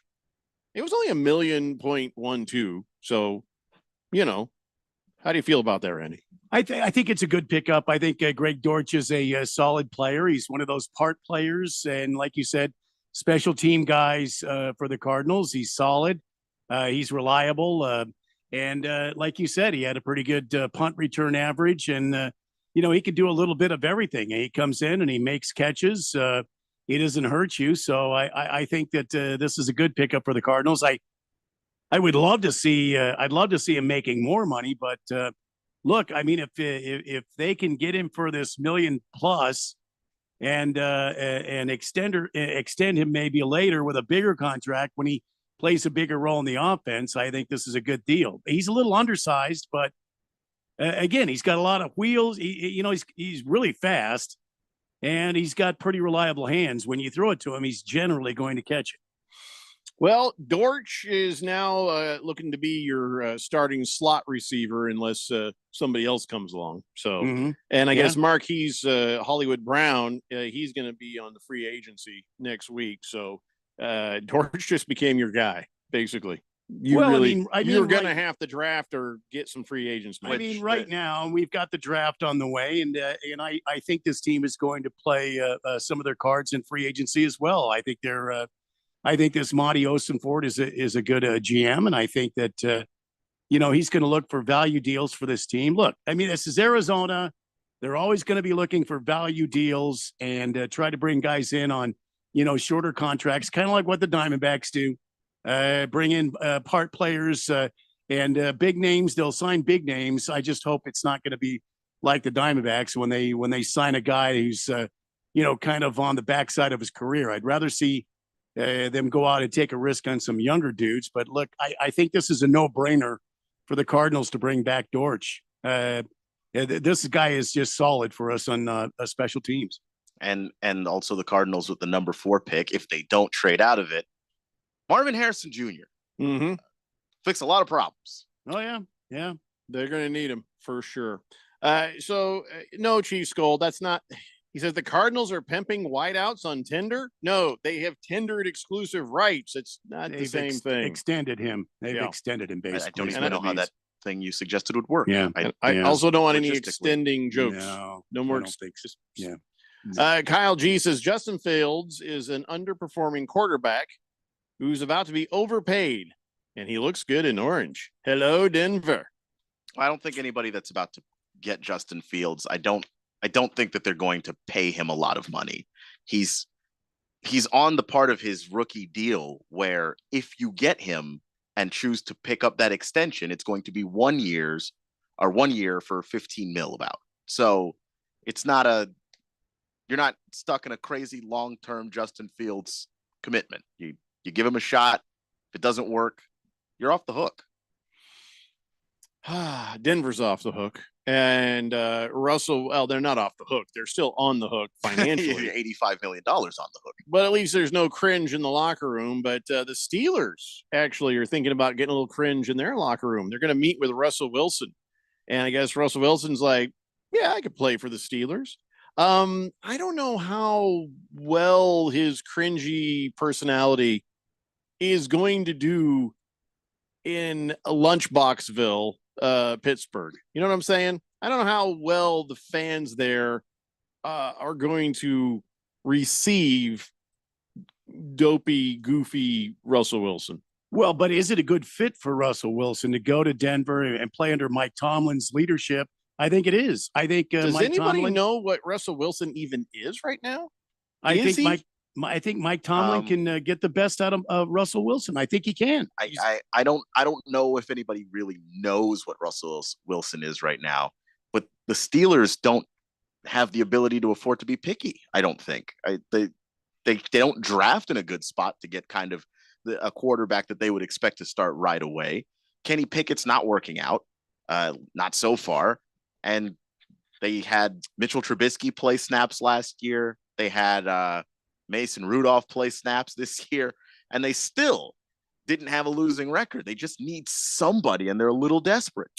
You would think that Sean Payton could have gotten the best out of Russell Wilson. He's a good coach. But he's not a player's coach. But Sean Payton showed up and just hated Russell Wilson because he had his own office on another floor, and that was just first impressions did not go well there. So then, now, but also if you can't get the best out of Russell Wilson, and your name is Mike Tomlin, we have to start looking at Russell Wilson and saying, yeah, he's done.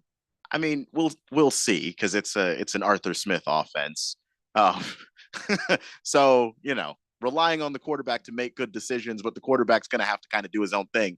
That's kind of how these offenses work. It might be a little bit more freeing for us. That's definitely possible. I don't think he's going to get into as many clashes with Tomlin because I think Tomlin's more of an empowering kind of guy. Sean Payton's like, this is my system. This is my offense. Run it or take a hike. And I don't think Russ can really, because his whole game is built around extending the play, getting out of the pocket, looking for some poor defensive back to lose track of the receiver they're covering, and then he strikes. Sean Payton wants something completely different. And that's what Ben Roethlisberger did too. I mean, he was a guy that could extend a play, and if Russ Wilson could go to Pittsburgh and do sort of the same thing, plus he can run, so there's another threat right there. Plus he's a Super Bowl champion. He's got that Super Bowl history behind him, playoff history behind him. I mean, why wouldn't the Steelers take a chance on him? Ringless Joe says the Broncos getting rid of Russell Wilson and then just getting Justin Fields. That's like trading a wheelchair for a peg leg. I wait, say it again. Yeah, he says, yeah, getting rid of Russell Wilson and then bringing in Justin Fields is like trading in a wheelchair for a peg leg. Not really, because it just depends on what you think about Justin Fields. Like if you think that Justin Fields hasn't hit his ceiling, and because he's still more moldable, he's still earlier in his career. You can coach some things to Justin Fields, but at this point, you're just not getting to Russ. He's 35 years old, and that he's the player he is going to be already.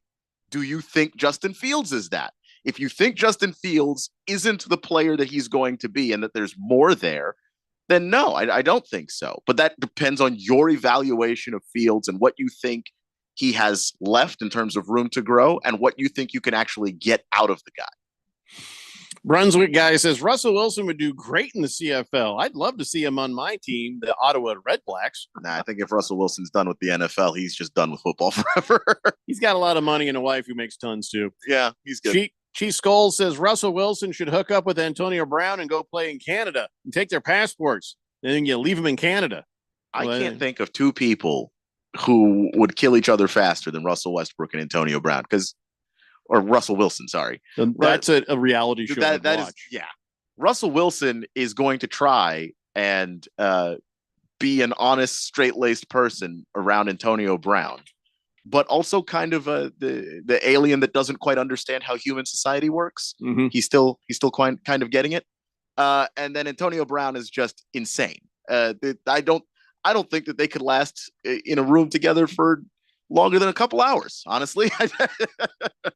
I don't think Antonio Brown could stay in a room of any kind for a couple hours. That's true. With anybody. That's a good point. So Mitch Trubisky is no longer with the Steelers. He is now a Buffalo Bill again. And they're paying him $5.25 million for 2 years to be the backup. Okay. He looked better in that offense than any offense he's been in. So if you need a backup, you could do worse. You could do worse. This has got to be the last money he makes in the NFL. I don't think so. Really needs to be the last. I can't believe he's still around. $5.25 million for Mitch Trubisky? Yep, for 2 years. That's really not a lot of money. Not each. That's just $5.25 million. Period. Still, man, Mitch as a Trubisky? backup, a capable, I can hand the ball to somebody backup. Yeah, and if you need me to throw it and the guy's open, I can make that throw. Like he's going to make $2 and change every year. That's what backups for make. 2 years. But Randy, they can afford him because they just cut Von Miller's pay from $17.5 million to $8.85 million. They did a little deal, so they got some walking around money. Bills. It's not. Hold on, let me pull up what the Bills cap space is because it's just not that much money. I didn't say they had much walk around money, but they had enough to get that guy. It's let's see here. Well, I don't know how much the Bills have. That just kills me, man. Yeah, let's see here. Yeah, the Bills got some restructuring. They're over the cap by Still. $7 million. Oh.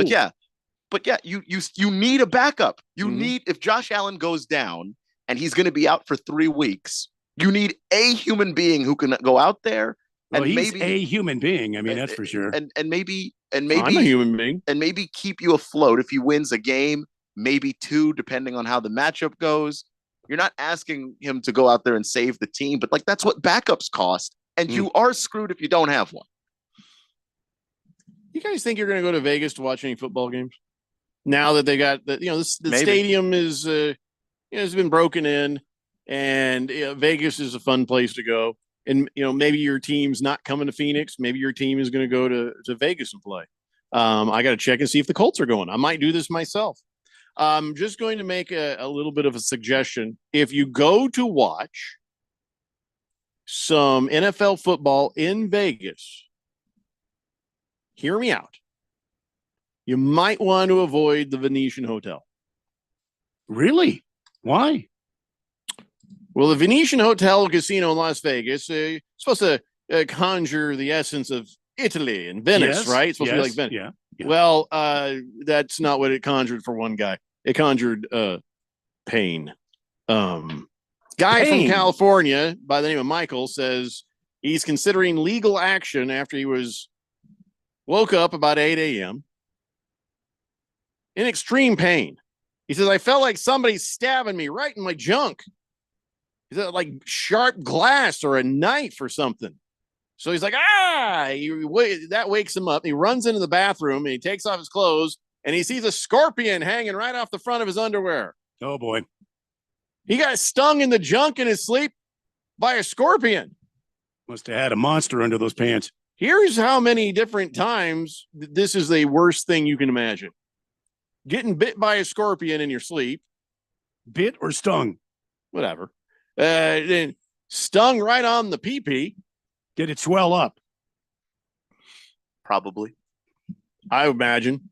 So, yeah, he went to the hospital and they're like, oh, my God, yeah, you got stung by a scorpion there in your tighty-whities. And he made a full recovery. But he's like, his lawyer's like, there's trauma. You're damn right there's trauma. How could there not be? Did somebody suck the poison out? Oh, wait, that's a rattlesnake. That's Never a mind. rattlesnake. Yeah, you don't do that with this. And then if this guy shows up and if I'm a nurse at the hospital, they're like, suck the poison out. Like, sorry, sir, you're going to die. Is there somebody you want me to call? You're not going to make it. Unless you know yoga, you are not going to make it. I mean, it's what happens in Vegas stays in Vegas, right? I mean, so, but here's the thing: the Venetian did do. They comped the room. Well, that's enough. That's the literal All least you could do. That is the basement of things you could actually do. They released a statement. They said the resort has protocols for all incidences, and we can confirm they were followed during this incident. So protocol, stinging in the penis by a scorpion, you comp the room. Is that the protocol there? It seems to be the protocol. Let's turn to stinging in the penis section of our protocol manual. It's there. It's right there. If a customer, a paying customer, gets stung in the penis, looking in the book, you're like, by okay, a scorpion. Hold on, let me check the manual here. Jed Hooker. It's a drowned person in the hot tub. No, we're looking for stinging in the penis. Rattlesnake in the ice machine. Yeah, no, again, that, right? no. Yeah. Oh, stung penis by stinging in the penis by a scorpion. Oh no, wait, no, this one's not scorpion. This is centipede. Hold on. Okay, let's keep moving until we get stinging. Oh, in the penis. I got it. There it is. Scorpion. Right. Comp the room. Well, then go ahead and comp the room, Joe. Just handle it. We've done all we can do. So back to my original point. If you're going to Vegas and you're planning on staying in a hotel while you go watch an NFL game, maybe not the Venetian. Or check the bed. Always check the bed. Always check the bed. All right, we got to take a break. We come back. We've got On This Date in Big Georgia sports history. It's the Daily Blender here on 1580 The Fanatic. Hi, I'm Henry Winkler. My eyes are very important to me. My eyes connect me with everything I love. I loved my late father-in-law dearly. He always lit up a room, but his vision dimmed with age. He had age-related macular degeneration, or AMD. And since partnering with Apellis, I've learned there's an advanced form of dry AMD called geographic atrophy, or GA. His struggle with vision loss made me want to help others know about GA's warning signs. For some, colors appear dull or washed out. For others, hazy or blurred vision make it hard to see details, like fine print on price tags. Many have trouble seeing in the dark, making driving at night difficult. GA gets worse over time and cannot be reversed. If you think you have GA, don't wait. Treatments are available. Ask a retina specialist about FDA-approved treatments for GA and go to GAWon'tWait.com. Hey everybody, Mark Asher back to tell you about my great friends over at the Lund Mortgage Team. You know, the Lund Mortgage Team has been doing their thing for over 2 decades in the Valley, helping thousands of people in Arizona save money on their loans, get the best rate. They're mortgage brokers. They can shop it around for you. And now more than ever, it is so important to have a mortgage professional that's been around, that's seen the high rates, low rates, everything in between, because look, there's no sugarcoating what's going on right now. The rates are higher. However, the supply and demand, the whole how many houses are for sale in Arizona and what's going on, it's gone in favor of the buyer now. So if you're going to buy a new home, it is important to go and get that rate. Whatever that rate is, it's not going to be your forever rate. That's important to think about. So lock it in, get the house of your dreams, and move on. But let the people at the Lund Mortgage Team do their job. All the heavy lifting from start to finish. They'll find you the best rate out there. Call 623-875-9940, 623-875-9940, or online, lundmortgage.com.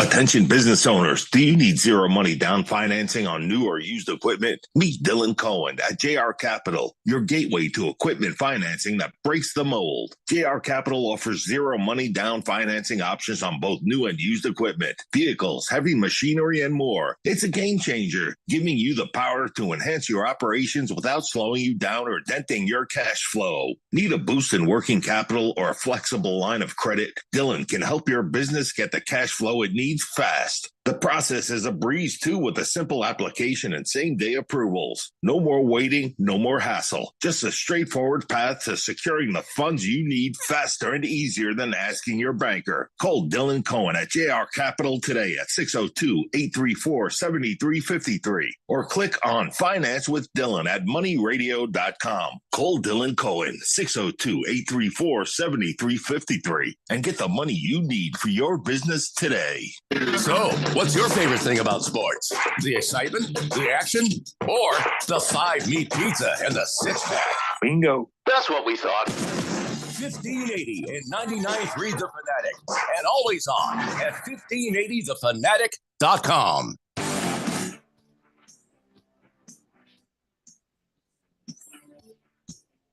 I mean, just once, I'd like to hear him go, hey. You know, why does he have to be all like, hi, this is, Henry Winkler? Why couldn't he just go, after hey? 50 years, he's getting tired of, doing the the Fonz thing. Yeah.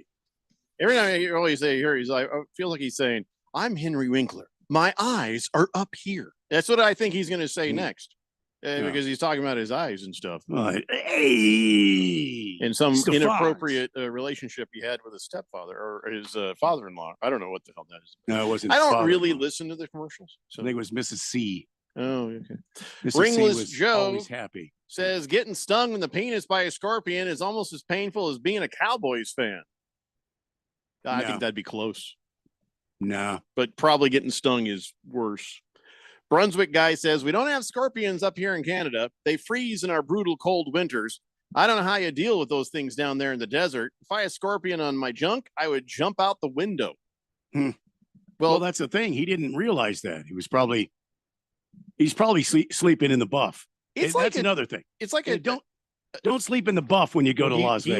He wasn't. He ran in the bathroom and he took off his clothes and he's like, oh my God, there's a scorpion right there on the hell did business that part of thing- my unders. Wow. So, that is like the nightmare. You're in a bed and something gets in there with you. Then it turns out to be a scorpion. Then it turns out to sting you. Then it turns out to sting your junk. I mean, every single thing that you could check mark that could go wrong in that situation went wrong for this guy. Well, it wasn't his junk. It was his magic wand. I mean, Big George says, my question is, why does Henry Winkler? I don't want to talk about Henry. Why does he care so much about his father-in-law? I don't know anybody who is that close to their father-in-law, except for me, of course. well, he did marry Pinky Tuscadero, so Mr. feel like Tuscadero is probably an important, influential person in his life. Yeah. Wiggy My Piggy says, I'd rather get stung by 6 scorpions. 6. I'd rather get stung by 6 scorpions than be a Cowboy fan. 6 on your. Yeah, I guess so. Mm. Bala I don't know 51 if I hate the says Cowboys that much. that sounded like some kind of jackass dare gone wrong or something right there. But he was asleep though. Not for long. Hey, did you hear that IHOP and Applebee's are going to merge? Actually, I was going to say why, but it makes sense. You have a pretty average breakfast place, pretty average lunch place. You put them together. You've got 2 average places. Well, let me give you the comparison. Here, okay? Right. So Denny's is to Walmart what IHOP is to Target. Okay. You think Denny's is worse than IHOP? IHOP is nicer than Denny's. Oh my God! There's a Denny's over here. I'd go there anytime. I didn't say that I didn't like Denny's. I just said that IHOP is generally a nicer establishment than Denny's. You know, back in the day when I worked in rock radio, and my friend and I, we used to go to the IHOP there in Guadalupe, and oh my God, that was terrible. In Guadalupe, Randy. Yeah, it was in Guadalupe. Yeah, in Guadalupe. Right. Okay. Yeah, well, what I'm saying about Denny's and IHOP plus minus a Guadalupe. It's like I walked in and the chef's the cook's name was Roy. He was a big dude. He was always sweaty and he had a cigarette in his mouth. I mean, does that tell you what kind of standards IHOP has? Okay, we're talking about other places, not Guadalupe. No. I mean, I feel like the standard should be the same no matter where you're at. Should be. But then convincing somebody to work in, say, Guadalupe, you might relax those standards a bit. Because who wants to go to work when your car gets stolen out of the parking lot every single night?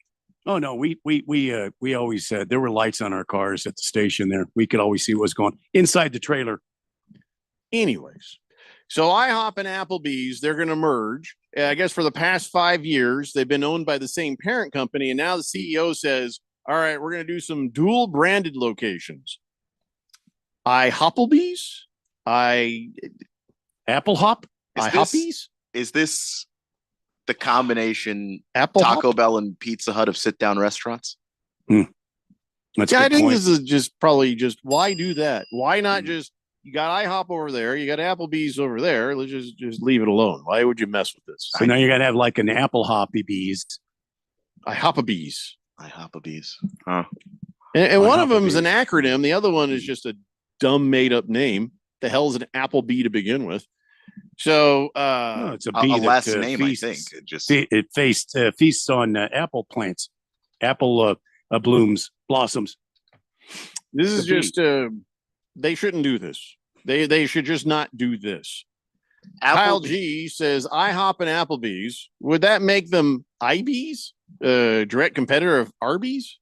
I don't know. I don't know what they're going to call themselves. That's a great point. Also, the name is just sadder than you think. They just picked a name they liked out of the phone book. That's what Applebee's is? Yeah, they found the name Applebee. They liked it. Extended it to Applebee's restaurant. Maybe they'll look in the phone book again. Wonder if the guy got stung by the scorpion. If it was stung by a bee, if it would be the same thing. An Applebee? Yeah. You see what I'm saying? No, I can't see how the scorpion would get in a made bed, but a bee, I could see that. I could see that. You could see a bee getting in a made bed. Well, a scorpion can crawl through a crack as thin as a credit card to get into your house. Well, that's the bee is just going to go against the window until somebody opens the door. Well, I mean, seems like I don't know. It's just me. I'm sorry. Continue, please. I didn't mean to derail our Applebee IHOP merger. Pineapple Express says, my question is this. If Denny's is the Walmart and IHOP is the Target, what does that make the Waffle House? A Circle K? Oh, my God. No, that sounds about right. Yeah. I'm okay with that. Waffle House. Yeah, I've eaten a Waffle House plenty of times. If you need a dime bag and a really bad waffle in the middle of the night, go there. What is a Cracker Barrel? Cracker Barrel's not bad. They're not bad. Yeah, it's all right. It's all right. Their portions are pretty good, too. Yeah. Yeah. They got a chicken fried steak that's pretty nice. Oh, yeah. I like their chicken fried steak. Mm-hmm. Yeah, they're just going to have to come up with a brand new name for IHOP and Applebee's mashup, I guess. IHOPPlebee's. Applebee's. Mm-hmm. Whatever it is, it's, you know what they're going to do? They're just going to, like Keon said, they're going to grab a phone book and they're going to call it Gutterman's. Hey, welcome to Gutterman's. Formerly known as IHOP and Applebee's separately. Together. The International House of Gutterman's. I don't know. You want to really? Oh, I got one. Not Gutterman's, Gutenberg. You know, like Steve Gutenberg? Everybody's going to think it's Gutenberg's. Yeah. And then you have him be the spokesman from Police Academy. Didn't IHOP, didn't they try to present hamburgers for a while? I don't know. I think International House of Hamburgers for a while, didn't they? Oh, do that? yeah, they did a Wasn't thing. that like a thing back in the day? Like for 5 minutes, they did that just to get your attention. Huh. Wiggy My Piggy says, hey guys, my hatred of the Cowboys goes back 60 years to when I was a young man. My brother-in-law used to take me to school and they beat the bleep 65 Impala that he blinked out with everything you could think of for Cowboys. What the hell did he just say? I'd say Well, he probably said they used to beat his car to death. And he blinged his car out. Blinged it out with all the Cowboys junk. All the Cowboys paraphernalia. You know, you get the spinner caps that are the Dallas Star. He probably painted it silver and blue, and he probably had the Dallas Star all over the place on there, and they just probably beat the hell out of it with sticks. Heavy Metal Maniac says Cracker Barrel has one of those secret menus. If you look at it online, was the secret menu anything with no grease? I mean, I don't know what you need a secret menu for. It's Southern food, so no, it all has grease. Yeah, it's all 100%. very greasy. It's if it's not greasy, quite frankly, it's not Southern food. Pineapple Express says Cracker Barrel would be like an ABC store, which is nicer and fancier version of Circle K. Can't believe Cracker Barrel and the word fancy just got said in the same sentence. Cracker Barrel is pretty nice. Well, we're comparing it to Waffle House, yeah. I mean, anything compared to Waffle House is better. It's a palace. It's a Taj Mahal compared to Waffle House. Battle of 51 says, I'd rather eat at Waffle House every day than be a Donkeys fan. Heavy Metal Maniac says, okay. I know, because I used to work at Cracker Barrel years ago. What do you know? I don't even care. I mean, I care about you, Heavy Metal Maniac. The secret menu. I'm not going to ask what's on the secret menu. Whenever I find myself in a Cracker Barrel, which is not very often, I get the chicken fried steak. I don't need a secret menu. That's all I eat there. Donnie says there'll be no Waffle House slander. You know, you seem like a guy I'd meet at a Waffle House, Donnie. Donnie. Wow. I mean that in exactly the way you're taking it. Come on, Donnie. Which, if you're from Georgia, might not be bad. Ladies and gentlemen, it is time now for On This Date in Big Georgia's sports history. Back in the year 1954, the Minneapolis Lakers and the Milwaukee Hawks experimented with the baskets being raised from 10 feet to 12 feet during an exhibition game. George Mikan and the Lakers won the game 65-63. The experiment was done because there was a mounting concern that it has become too easy to score, and many feared the dominance of the big man was undermining the game. Back to me, Jeffrey. Yeah, here's the thing. Maybe this is what we do. Maybe, how they're looking to fix the All-Star game. Maybe during the All-Star game, the baskets get lifted up to 12 feet. How about 15? Well, let's start with 12, see how it goes. Why not? It should be 12 feet, and they should move the 3-point line back to the logo. That could be interesting. The All-Star game, I think, 12 feet baskets. So here's what they were saying. People can dunk less? This was the reactions to this game. George Mikan said, threw the whole game out of sync, made it tougher on the smaller man. And Minneapolis coach John Kundla says, yeah, it just makes the big man bigger. And then the other guy said, nobody could hit the darn thing. Guys who could usually not shoot were the ones who could hit the most. And the big guys still end up with the rebound. So have an event in the middle of the season that's going to throw everybody off until even after the thing is done? Yes. Why? I don't know. I don't understand this at all. Nobody said they were sexist when they said they were going to adjust the height of the basket. That's all. Yeah, I know. because no one was saying that was the way we play basketball now. I think that's the way we should play basketball. I think that's a ridiculous way to play basketball, and I'm not. That's not basketball. You've changed the game to something else. And I think the players should have one eye covered. I'll allow it. Mm-hmm.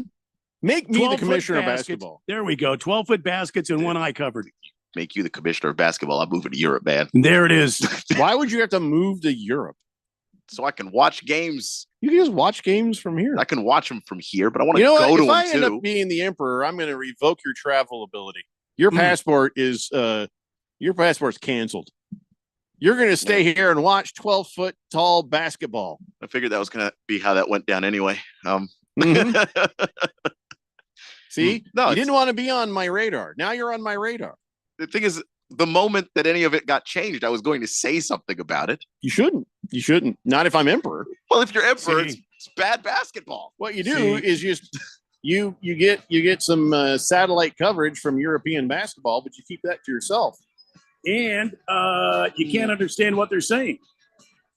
I've watched enough basketball. I don't think I need to know what they're saying. I know what's going on. Swazman says, Randy, good idea. The eye patch. Thank you. We could call it pirate ball. Wiggy McPiggy says, you guys remember the extreme basketball game with the trampolines? They should do that. That's I love slam that. ball, isn't it? I love that. Isn't that slam ball, King? I'll watch that. They'll bring it back. They are bringing it back. They had the season of it last year. All right, listen, that's it. We have no more time for this. No more time for this, but there'll be time for this again tomorrow at 3 p.m. Everybody mark your calendars and come on back tomorrow. It's the Daily Blender here on 1580 The Fanatic.